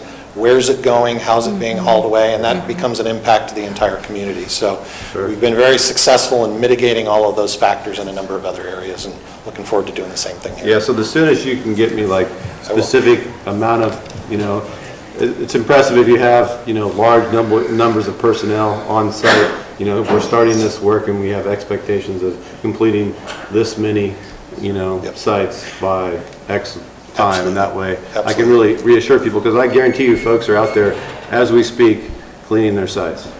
With a shovel. With whatever they have, yeah. Completely understand. Have a question? That's Go okay. Just a quick announcement. They're trying to set up the mobile laundromat outside, and there's a Ford Expedition with a license plate of 3VCF350. Sorry to interrupt, but they need that vehicle moved, the Ford Expedition, so they could set up their laundromat. I'll get that information to Stan Moore, who's our IT, and he can send it out to the rest of the county staff. I just want to see if anybody here had that stuff. I'm trying to. Sorry. So I understand this particular program, we heard earlier today, different volunteer organizations and such wanting to help, kind of the same process, so I can understand if they're on property and they're sifting and sorting and that sort of thing, the disposal off the property is a concern. Can you tell me how you're addressing those kinds of volunteer efforts that are out there? Yeah, thank you, Debbie.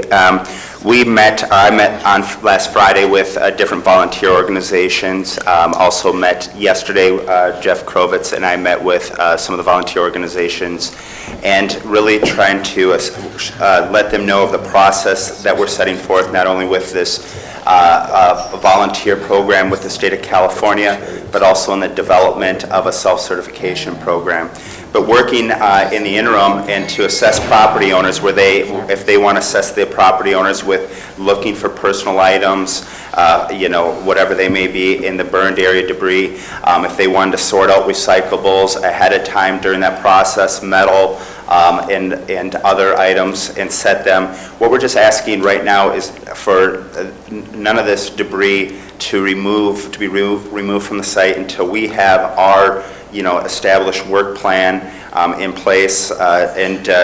Jeff just informed me that he has a couple places of where the self-haulers might be able to take this material to, but also that we have our own cleanup standards that are consistent with what the state is going to be implementing, that we have those same standards for those that want to self-certify. So later on down the road, 5 years, 10 years from now, people sell their property and there's one standard here in the county and another standard here. We want to have the same standard across the board for everybody, and really just protecting public health in our community. So we've continued outreach. As soon as we get done with this meeting, I'm meeting with one of the volunteer groups now to make sure their efforts are aligned with ours, and we continue to work together in our efforts and to help the citizens. I want to speed up this process as fast as everybody else.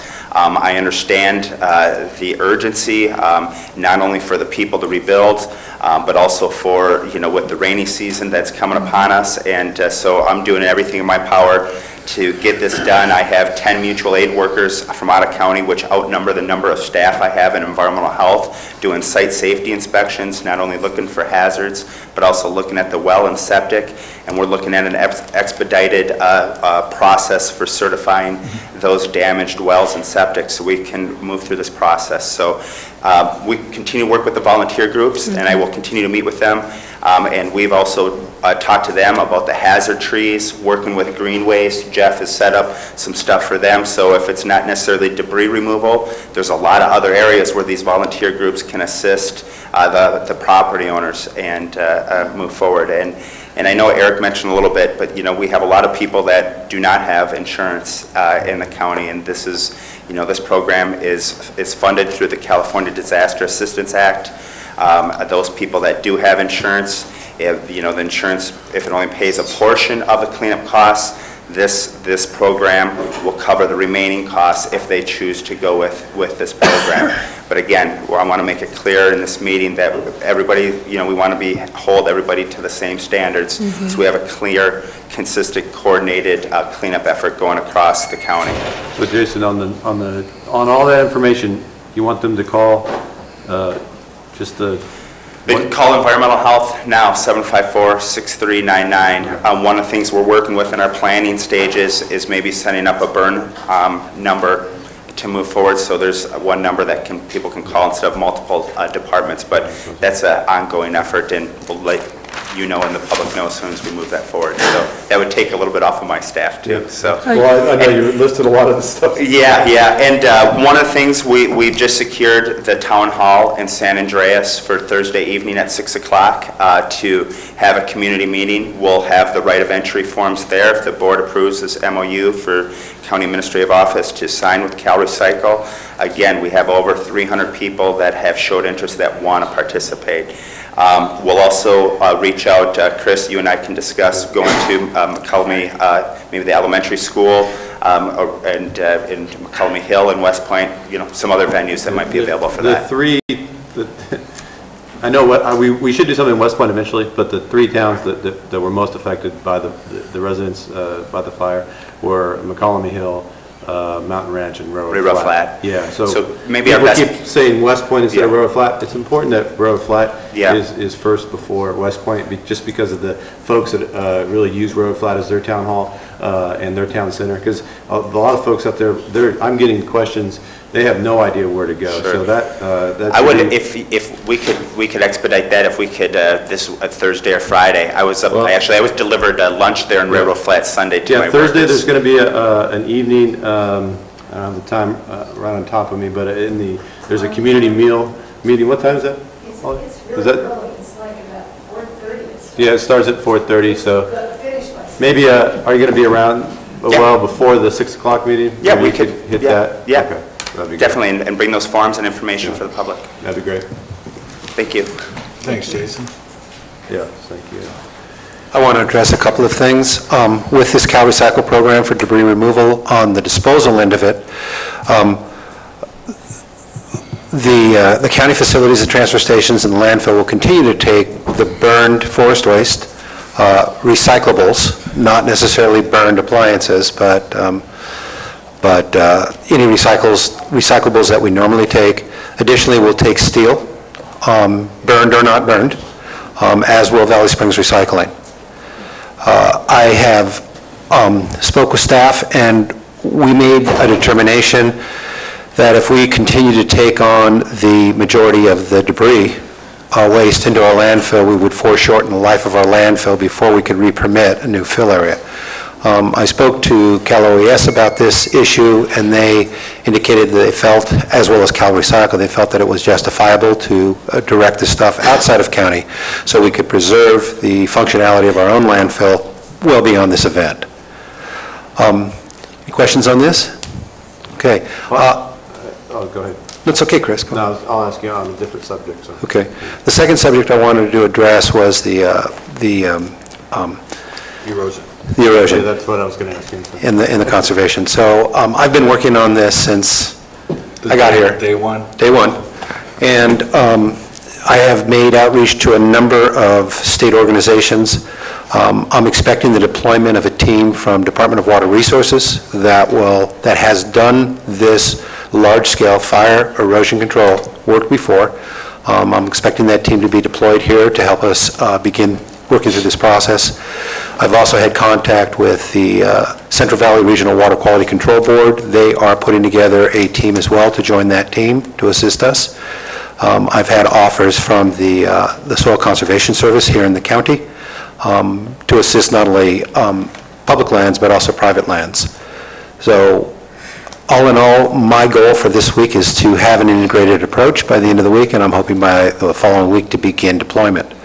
I know we don't have a lot of time, and we want to do everything we can, and the effort will have to continue through the winter, because one can't just deploy these best management practices and not monitor them and repair them after rain events. So that's the current input. I've also, one more thing for you. I've spoken with Chief Josh White, CAL FIRE. They have a normal protocol post-fire that they go in and repair the damage that is a result of the suppression. So that will be its own pathway. We will also be getting local Calaveras County CAL FIRE staff to join this team for the watershed restoration portion of the project. So it's fairly encompassing, and it's a very large project. We're looking at 117 square miles. And you have the BLM contact? I do not yet, but I will appreciate that. And I think we also have to include, and I've already spoken to the 2 water districts that have watershed and reservoirs up in the fire area, so that they're on board, and I'm just trying to reach out to East Bay Mud as well for their stuff on the MOC. If there are others that you know, other stakeholders that you know that I need to be in contact with, please let me know. Thank you. Thank you. Your turn, Marty. Marty Crane. First of all, as Director of the Volunteer Center, our goal has always been to connect like efforts with other like efforts. And so I was just sharing with Jason that every day Red Cross emergency response vehicles go out into the community and deliver rakes and shovels and face masks for the protective masks to all the people in the communities, as well as food. So we've been doing that for days since this all started. But also I wanted to make a shout out to Cal Waste. Thank you so much here and up in what you're going to do as well. And the laundry facility that's being put up outside is by Southern Baptist Disaster Relief. They were amazing in the rim fire. It makes all the difference in the world to have a place to shower and do laundry. I don't know what they've got, but it sounds like they at least have the laundries. And Is that the one that was at Glory Bound? I beg your pardon? Is that the one that was at Glory Bound? Yes. Or did they bring another one in? I don't know, but I know they're a partner with Red Cross, and they have been also cooking all the food that we've been sending out to all the shelters and into the communities. And they're doing it over in the parking lot at Calaveras Health and Human Services. So if anyone wondered, I think all hands are on deck. And there will always be things that we will learn from each experience. And I hope that we write them down and exercise them. Every year we have disaster emergency exercises, and they grow bigger every year. I think we had like 4 counties involved last year and hundreds of people. So anyway, thank you to Jason and the team. Thanks. Oh, thank you, Shirley. Excuse me, Chief? What's his name again? Eric? Eric? Do you know if that trailer, that one they have outside, is that the one that came from Burson? This is not the one we've been coordinating. Southern Baptist, yeah. Yeah, I think this is something separate. That would be a better one in Mountain Ranch, actually, and then yours would be better here. Because that one actually has showers and a washer-dryer combo. We'll have to talk about it offline, because I know there's a considerable amount of work underway to coordinate that one. But sorry. No, it's no problem. House of Gallant Taxpayer Association. I appreciate the work that the volunteers are doing. also the state, and of course Marty Crane.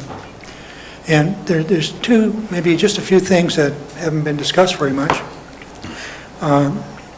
These homes that have been destroyed are owned by tax-paying citizens and a private property. And we know some don't have insurance, or we suspect some do not have insurance. Usually, homes that have financing on them, seller financing or bank financing, do have insurance. So it'd be good to communicate with the people, to identify who they are, and identify the people that have had these losses, and to find out just how much of this is really covered by insurance and how much is not. This would be helpful in any assistance that they may need. Also, there's, in this item on the agenda, there's an amount of money that you're to commit to. I think it's six something percent of the total cost. But I don't think I didn't hear any estimates of what that amount of money would be. It'd be good to have an idea of what that is before you make that commitment. And then things may look a lot different after the first rain when there's no more ashes all over the place. The Association of Realtors has a meeting tomorrow, and they're going to consider actually having grants money to pay for housing of people, and they're going to, I think, expedite that so that that would be helpful. Now this would be beyond their own insurance for the people that don't have insurance. In any case, thank you very much. Thanks, Al. Just a little note, Association Realtors, just 2 nights ago raised, was it $9,000 in one night just for this? Yeah, there's more. Yeah. But it's big. Everybody needs to know that we coordinated an effort. I think volunteers came together and coordinated this effort and worked with Senders, and Senders Market in Valley Springs donated the lumber, the 2x4s, and did all the cuts, and donated all the materials for volunteers to make trays to sift, and they've made, I think they made 150 in one day, in a couple of hours, and that was an hour of sending out the word that they needed it. So they're going to do it again, I think, but that's also what they're handing out, so I just forgot. Go Senders. Thanks. All right, you guys. Any other public comments? All right, good. Can I have a motion, please? Do you guys want to make comments? I'll make a motion to approve. A second? Yeah, a motion by Supervisor Wright, second by Supervisor Ponte. All in favor? Aye. Aye. Okay, it's done. Yes.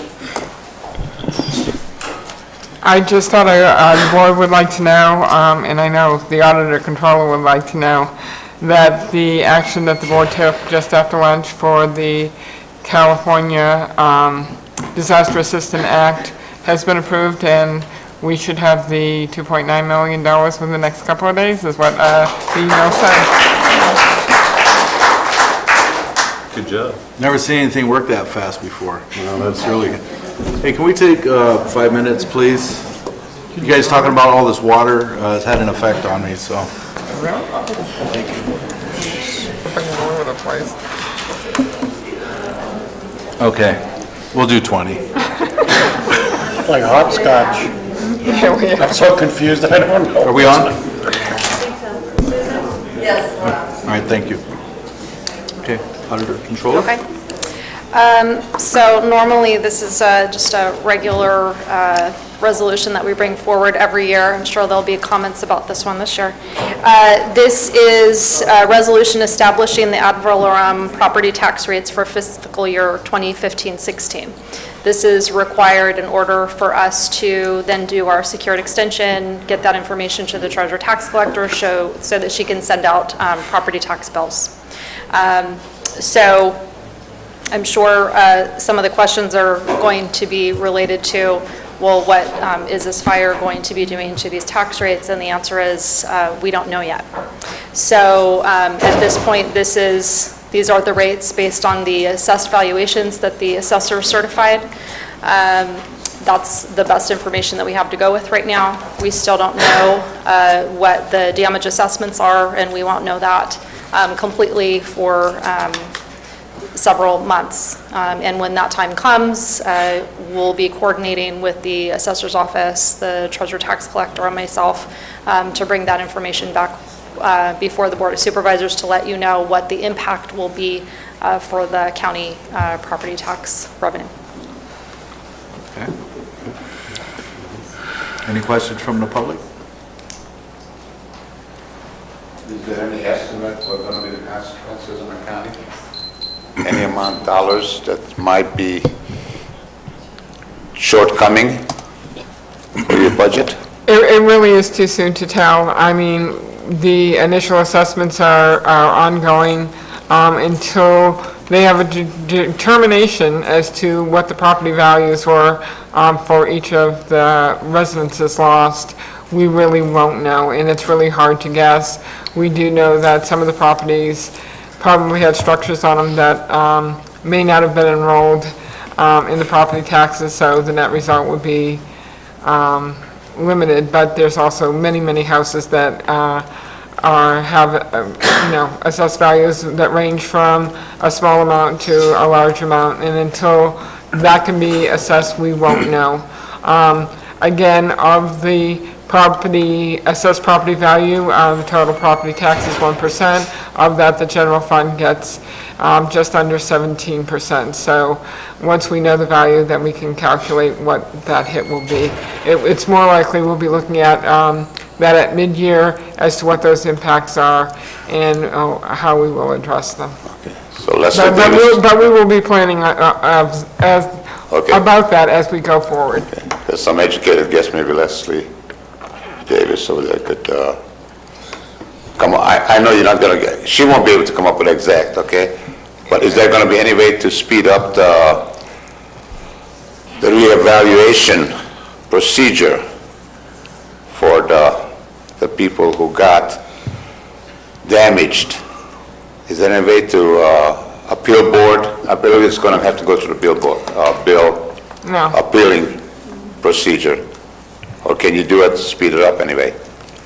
There is a process, and I don't want to speak on behalf of the assessor, but they have teams. I think there's like 5 or 6 teams out in the field starting today with environmental health, looking at the properties and tying those to what the property tax roll, and there's I don't want to say catastrophic, as it's calamity. Calamity. So, I knew it was one of those. The first day that we realized this was going to hit us pretty hard, Leslie Davis, the assessor, immediately put out a press release, and she also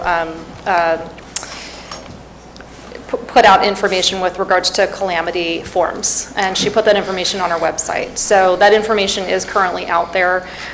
She is going to go out and do the damage assessments, but it's going to take some time. And as Ms. Ryan spoke to, we don't know the full extent of the damage. And it's not just homes. We're talking about outbuildings and structures as well. So, yes, there's 545 homes at this point, but there were also over 300 other structures that were completely damaged, not to mention the structures that were just damaged.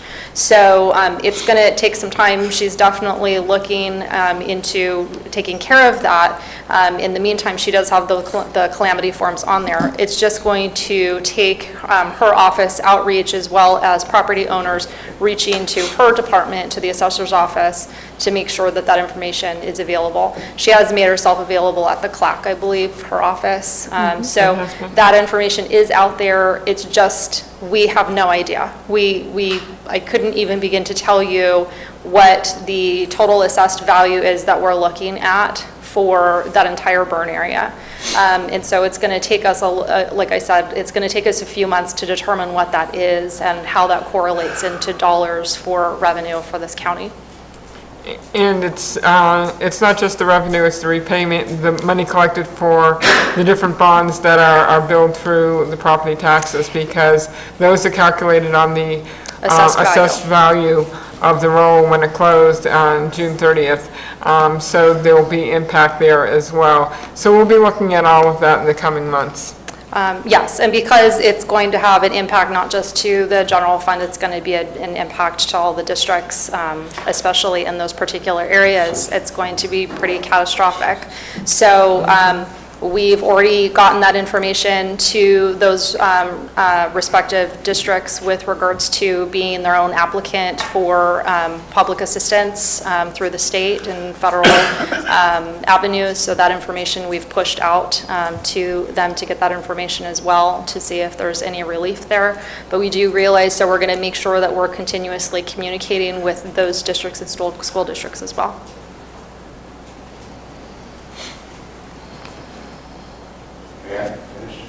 Okay. Because I know your list of what's different districts and so on going to get, but all you get is percentages. There's no dollar figures attached to it. Like a water district, for instance, an example.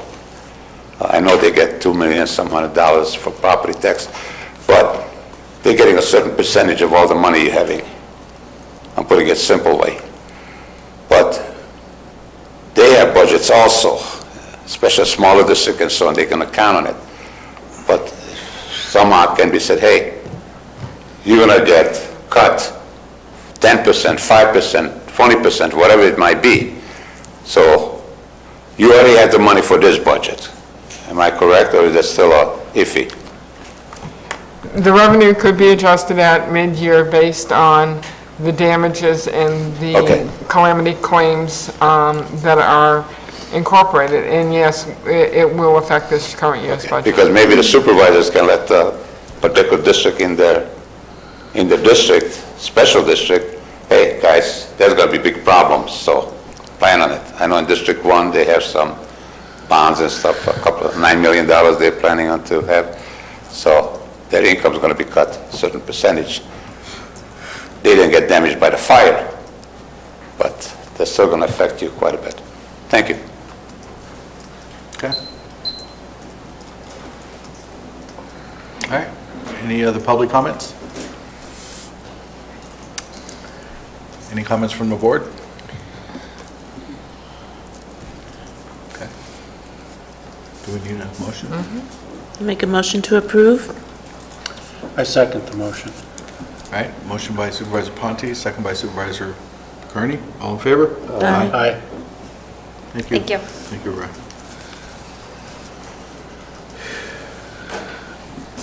Should you change it to RCD 25? If we could move 23 down to with the rest of the budget items, we could deal with that all at once and then just move to 24.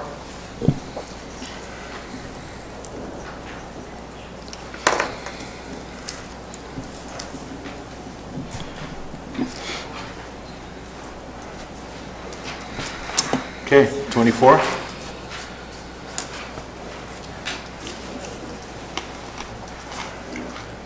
To approve the joint powers agreement to allow flexibility of meetings, times, dates, and location for the California Council of Governments, COG, and council meetings. Melissa?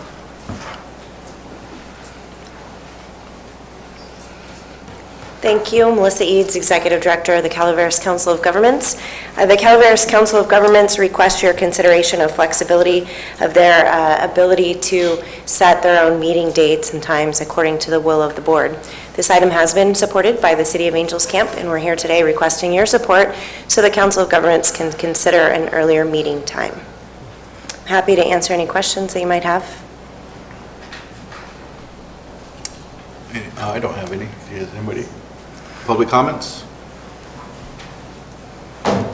Okay. Now motion, please. I move to approve. And a second? A second. Okay, we have a motion by Supervisor Kearney, second by Supervisor Ponte. All in favor? Aye. Aye. Opposed? Okay, thank you.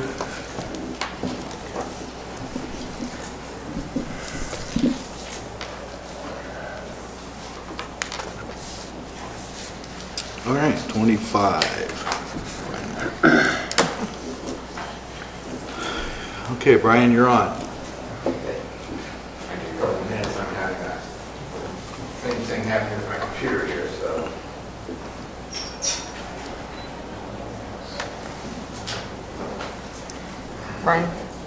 Brian, you want to push the cover back over the lens? It's on the top. It's on the top.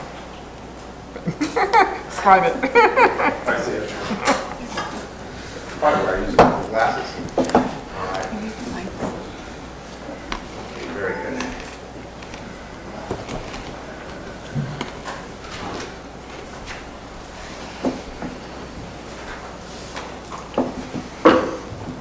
Well, good afternoon, everyone. I know it's been a long day. Very good to see all the progress being made on the disaster relief and certainly with support of the state agencies. This topic kind of ties into the topic that we're dealing with. This topic is for consideration of development of a resource conservation district for Calaveras County. What we saw over the last couple of weeks was multiple acres taken out by fire. Okay? One of the things you're hearing today from the public is, what are we going to do about soil erosion? Right? And it's a very, very valid concern, especially if it's in this year. So, going back in time, most all of us are familiar with the 1937 Dust Bowl, where millions of acres of cropland were destroyed by drought and attendant soil loss. As a result of the Dust Bowl, the Soil Conservation Service was developed. And this was done in of course, in the 1930s. You can see some photos there of the real event. Catastrophic, just like our catastrophic event here in Calaveras County right now. It was realized that a federal agency may not be sufficiently responsive to local needs. Local counterparts of the SCS were set up under state law. The soil conservation districts were born, and they began to perform the functions envisioned originally in the early 1930s by the SCS. Under the Division 9 of the Public Resources Code, soil conservation districts were originally empowered to manage soil and water resources for conservation. In the early 1970s, these powers were expanded to include related resources, including fish and wildlife habitat, and the name was changed to Resource Conservation District in 1971. So resource conservation districts, or RCDs, manage a diversity of resource conservation projects. That's not a surprise to anybody in this room, including soil and water conservation projects, wildlife habitat enhancement and restoration, control of exotic plant species, watershed restoration, conservation planning, education, and many others. Now moving on to an actual RCD. Once an RCD is formed, RCD directors are appointed by county boards of supervisors, however, RCD boards function independently of county government, and this is pursuant to PRC Division 9. The PRC allows RCD boards to have either 5, 7, or 9 directors who serve as voting members of the board of directors. Decisions or actions of an RCD board are approved by majority vote of the full board of directors. We'll talk about this in a few minutes, but it's very important to understand that RCD board of directors and an RCD board and an RCD is separate from the county. It's not the county board of supervisors. And it is considered a separate and special district. So, RCD board members are normally appointed on their strengths as active parties in the conservation community. Frequently, the board members are private landowners within the district. than interested in conserving resources on their own lands, or similar landowners. So in Calaveras County, what does that mean? That means we're an agricultural county, right? And who better to turn to than those who know the foundations of this county, not only the foundation of this county, but the agricultural aspect of this county. Very, very, very important. So these are the types of people that the Board of Supervisors may consider should an RCD board or an RCD be approved. So a quick review, we talked about soil conservation districts, 1937, we moved on to RCDs in 1971. RCDs are special districts or standalone with appointed or elected boards of directors. Now, I didn't mention elected before, I said appointed. They can be appointed by the Board of Supervisors or they can be elected. The interesting thing about an RCD, once it actually is functioning as a special district, it can choose to do a lot of things on its own, including deciding to do election of members. That's not really encouraged on their part because elections are very expensive. So that's just kind of a side note that that's something that RCDs as special districts have the power to do on their own. RCDs rely heavily on grants and other types of fundraising. So in other words, we're not looking at taxing the local community or taxing the taxpayers of the county to make the RCD function. That's actually a very important point. The primary roles include identifying local conservation needs, educating and informing landowners and operators, as well as local, state, federal legislators on conservation issues and programs. The RCD supervises volunteers and paid staff working within the district. It also coordinates with other agency personnel. All pretty straightforward stuff. It administer the district by delegating tasks through the structure of board officers, members, committees, and employees. Raise and budget district funds, report on activities to the public, so it is accountable. Coordinate assistance and funding from federal, state, and local government, district associations, and private groups. Now, I want to expand on that for just a minute, because really, one of the pros of an RCD is to bring in funds that are outlined for resource conservation districts. What this does is it opens the door to allow grant funding for silviculture, as an example, erosion prevention, and a myriad of other aspects that we find that we're going to be dealing with even as a result of the current crisis that we're facing. Okay, so really what does this do? It opens the door to allow us to apply for grant funding, not us as the Board of Supervisors or administration or the county, but as a district. And hopefully the best interest, of course, of the county and its residents. I should also state that Calaveras County is one of the very few counties in the state that does not have an active RCD. Real quickly, this is the proposed map that we were talking about for an RCD. You'll notice that at this time the City of Angels is not included.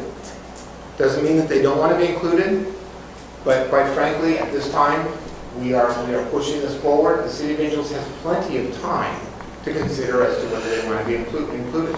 Why? And we'll talk about this in a minute. Because the process for an RCD is the Board of Supervisors votes on whether to direct LAFCO to consider a special district. LAFCO will come back to the Board of Supervisors and say yay or nay. If they say yay, the Board of Supervisors can make a recommendation to put it on the vote of the public. Okay? So really what are we talking about? Probably January 2014, quite frankly, before it goes to vote of the public. Maybe before? 16, sorry.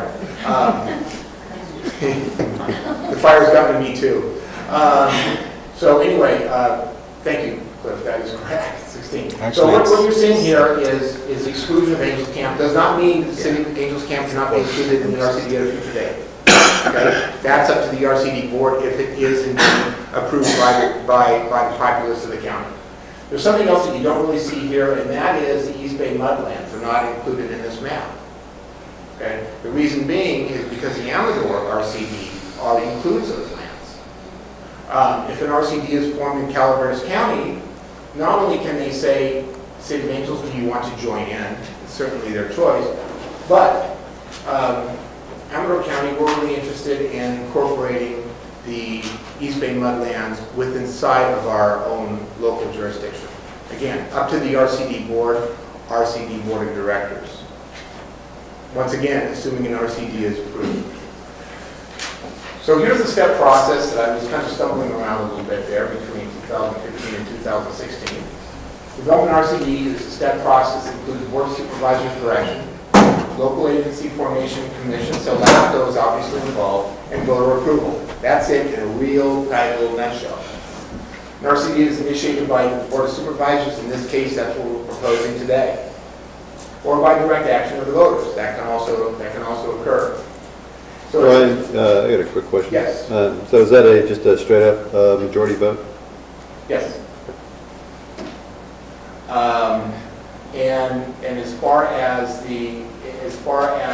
what we're doing today, if the Board of Supervisors is interested in initiating an RCD, then the RCD is then vetted and approved through LAFCO, and then submitted to the Board of Supervisors and then to the voters for an election. As a first step, the Board must request through resolution, which you will find in your packet, the LAFCO form an RCD to be operated pursuant to the Public Resources Code, Section 9151 at SAP. This is also a very important aspect. Everybody needs to understand an RCD is an independent special district. We covered that. They can conduct research and enter contracts, including with private citizens, buy land, receive fees, gifts and grants, and sue or be sued. Again, they're an independent board, independent district. The Board of Directors must comply with conflict of interest and open meeting laws. I'm sure we're all familiar with that. And then once formed, an RCD is entitled by statute to receive the services of county council. So county council, if this happens, would be, the RCD would be one of their clients. So I know that I covered a lot in a very short period of time. Good job. What you will see in your packets are the attachments. In addition to the staff report, you see the map that we looked at here. Let me go back. There you go. Looking at the map there, that's Exhibit B. There's also Exhibit C, which is the plan for providing services in connection with formation of the Calaveras County Resource Conservation District. And this is what includes a portion of the unincorporated land within Calaveras County. And then finally, under Exhibit A, I took that out of sequence, I apologize for that, are the boundaries of the Calaveras County RCD, excluding Angels Camp and East Bay Mud. So what I'm saying specifically is the description you'll see in your packet is the actual description of what we're talking about proposing for an RCD, including the exclusion of the City of Angels. So what would the RCD include? All the unincorporated areas of Calaveras County, with the exception of East Bay Mud properties and the City of Angels. Again, I can't overemphasize the fact that again, this is a special district, standalone district. It is not governed by Calaveras County. It's not governed by the Board of Supervisors. So with that said, we're really at the first step today to look at whether at the proposal to have the board adopt the enclosed resolution. I have a question, Brian. Yes. How does the RCD funded? The RCD is funded primarily by grants, especially when it comes into the federal grants. That is a primary source of funding. They are not funded by general county tax dollars. And that's not to say that one probably could not be, but our proposal certainly is not to have that. So primarily grants, If you look at, again, if you look at the listing, and the categories are fairly broad, and you look at the opportunities that an RCD can apply for. So reforestation is a good example.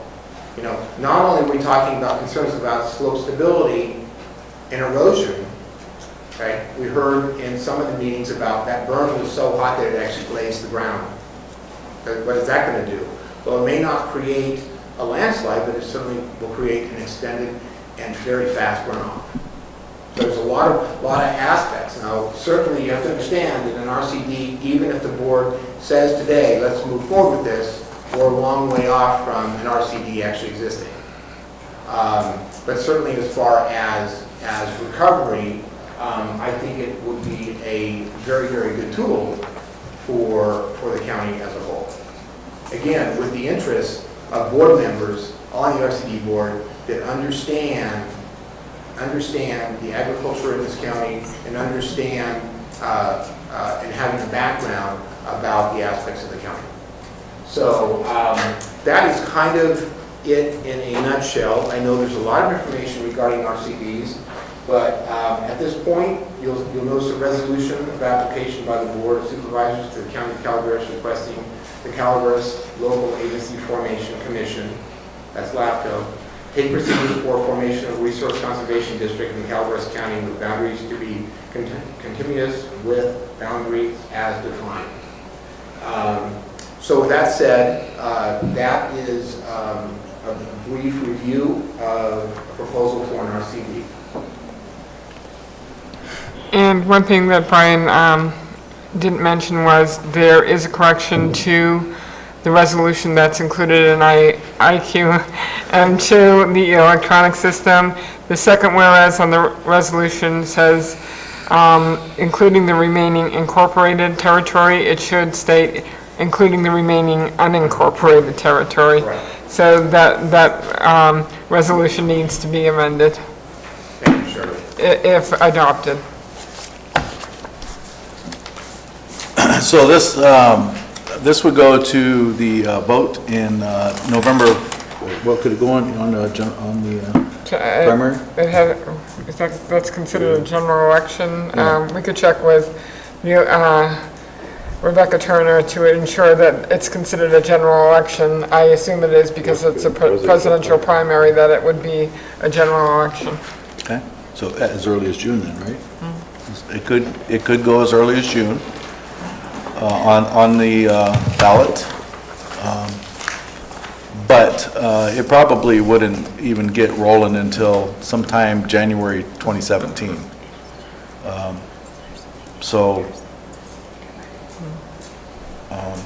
This you know, we have a lot of folks in the state with as RCDs, and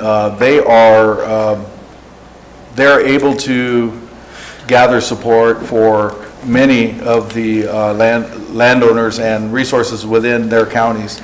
And some of them are actually using our county for that. And we need to be able to manage our own resources and to take advantage of what we can use an RCD for. So I would like to say something else, and that is there was a meeting prior to the fire, an RCD meeting, and stakeholders were involved. And there were lots of questions, and the one concern that I remember hearing probably most of all was to make sure that indeed, and I've mentioned it a couple of times in the presentation, that this was not going to be put on the general public's taxes. Okay, so it's very, very crucial. I think the other aspect of what came out of that meeting was that people wanted to make sure that the representation was such that it was based on what this is about, and the people that really know the land and understand what the aspect of the land is able to do in the future, and in protection of that land. Landowners. Right. landowners. That's a little bit of difference. So the reason I wanted to bring this forward is, you know, I've been pushing a watershed management program for a couple of years now. And as many places that I've gone to, the biggest problem that I ran into was having the ability to receive funds to be able to move it forward. And you're not going to be able to do it through our local government. A water district won't be able to do it because they do what they do. And so this in particular vehicle would be just right for that sort of thing, and many other projects within the county. So our biggest issues in the county are water, obviously, and watershed management, as I see it. What that does is it helps our agricultural communities and our industry, industry, have the best possible support moving forward. We're going to continue to, all of that will continue to shrink if we don't do something to be able to bolster it. And this is a good way to do that. I really can't think of any other way to do it. The other thing is, you know, we really need to get control of what happens in the county when it comes to our vegetation management and our watershed management. Because right now, well, you've seen what happened here just this past couple of weeks. If we had an RCD a couple of years ago, we could have had maybe a big jump start on this, and could have minimized the impact of this thing. You know, we still haven't burnt up all the way. I just want to let you folks, you got to know that, right? This started here on this side. Is real hot. You know, from how many years of undergrowth and fuels, but we still have our forests, and the rest of the county that's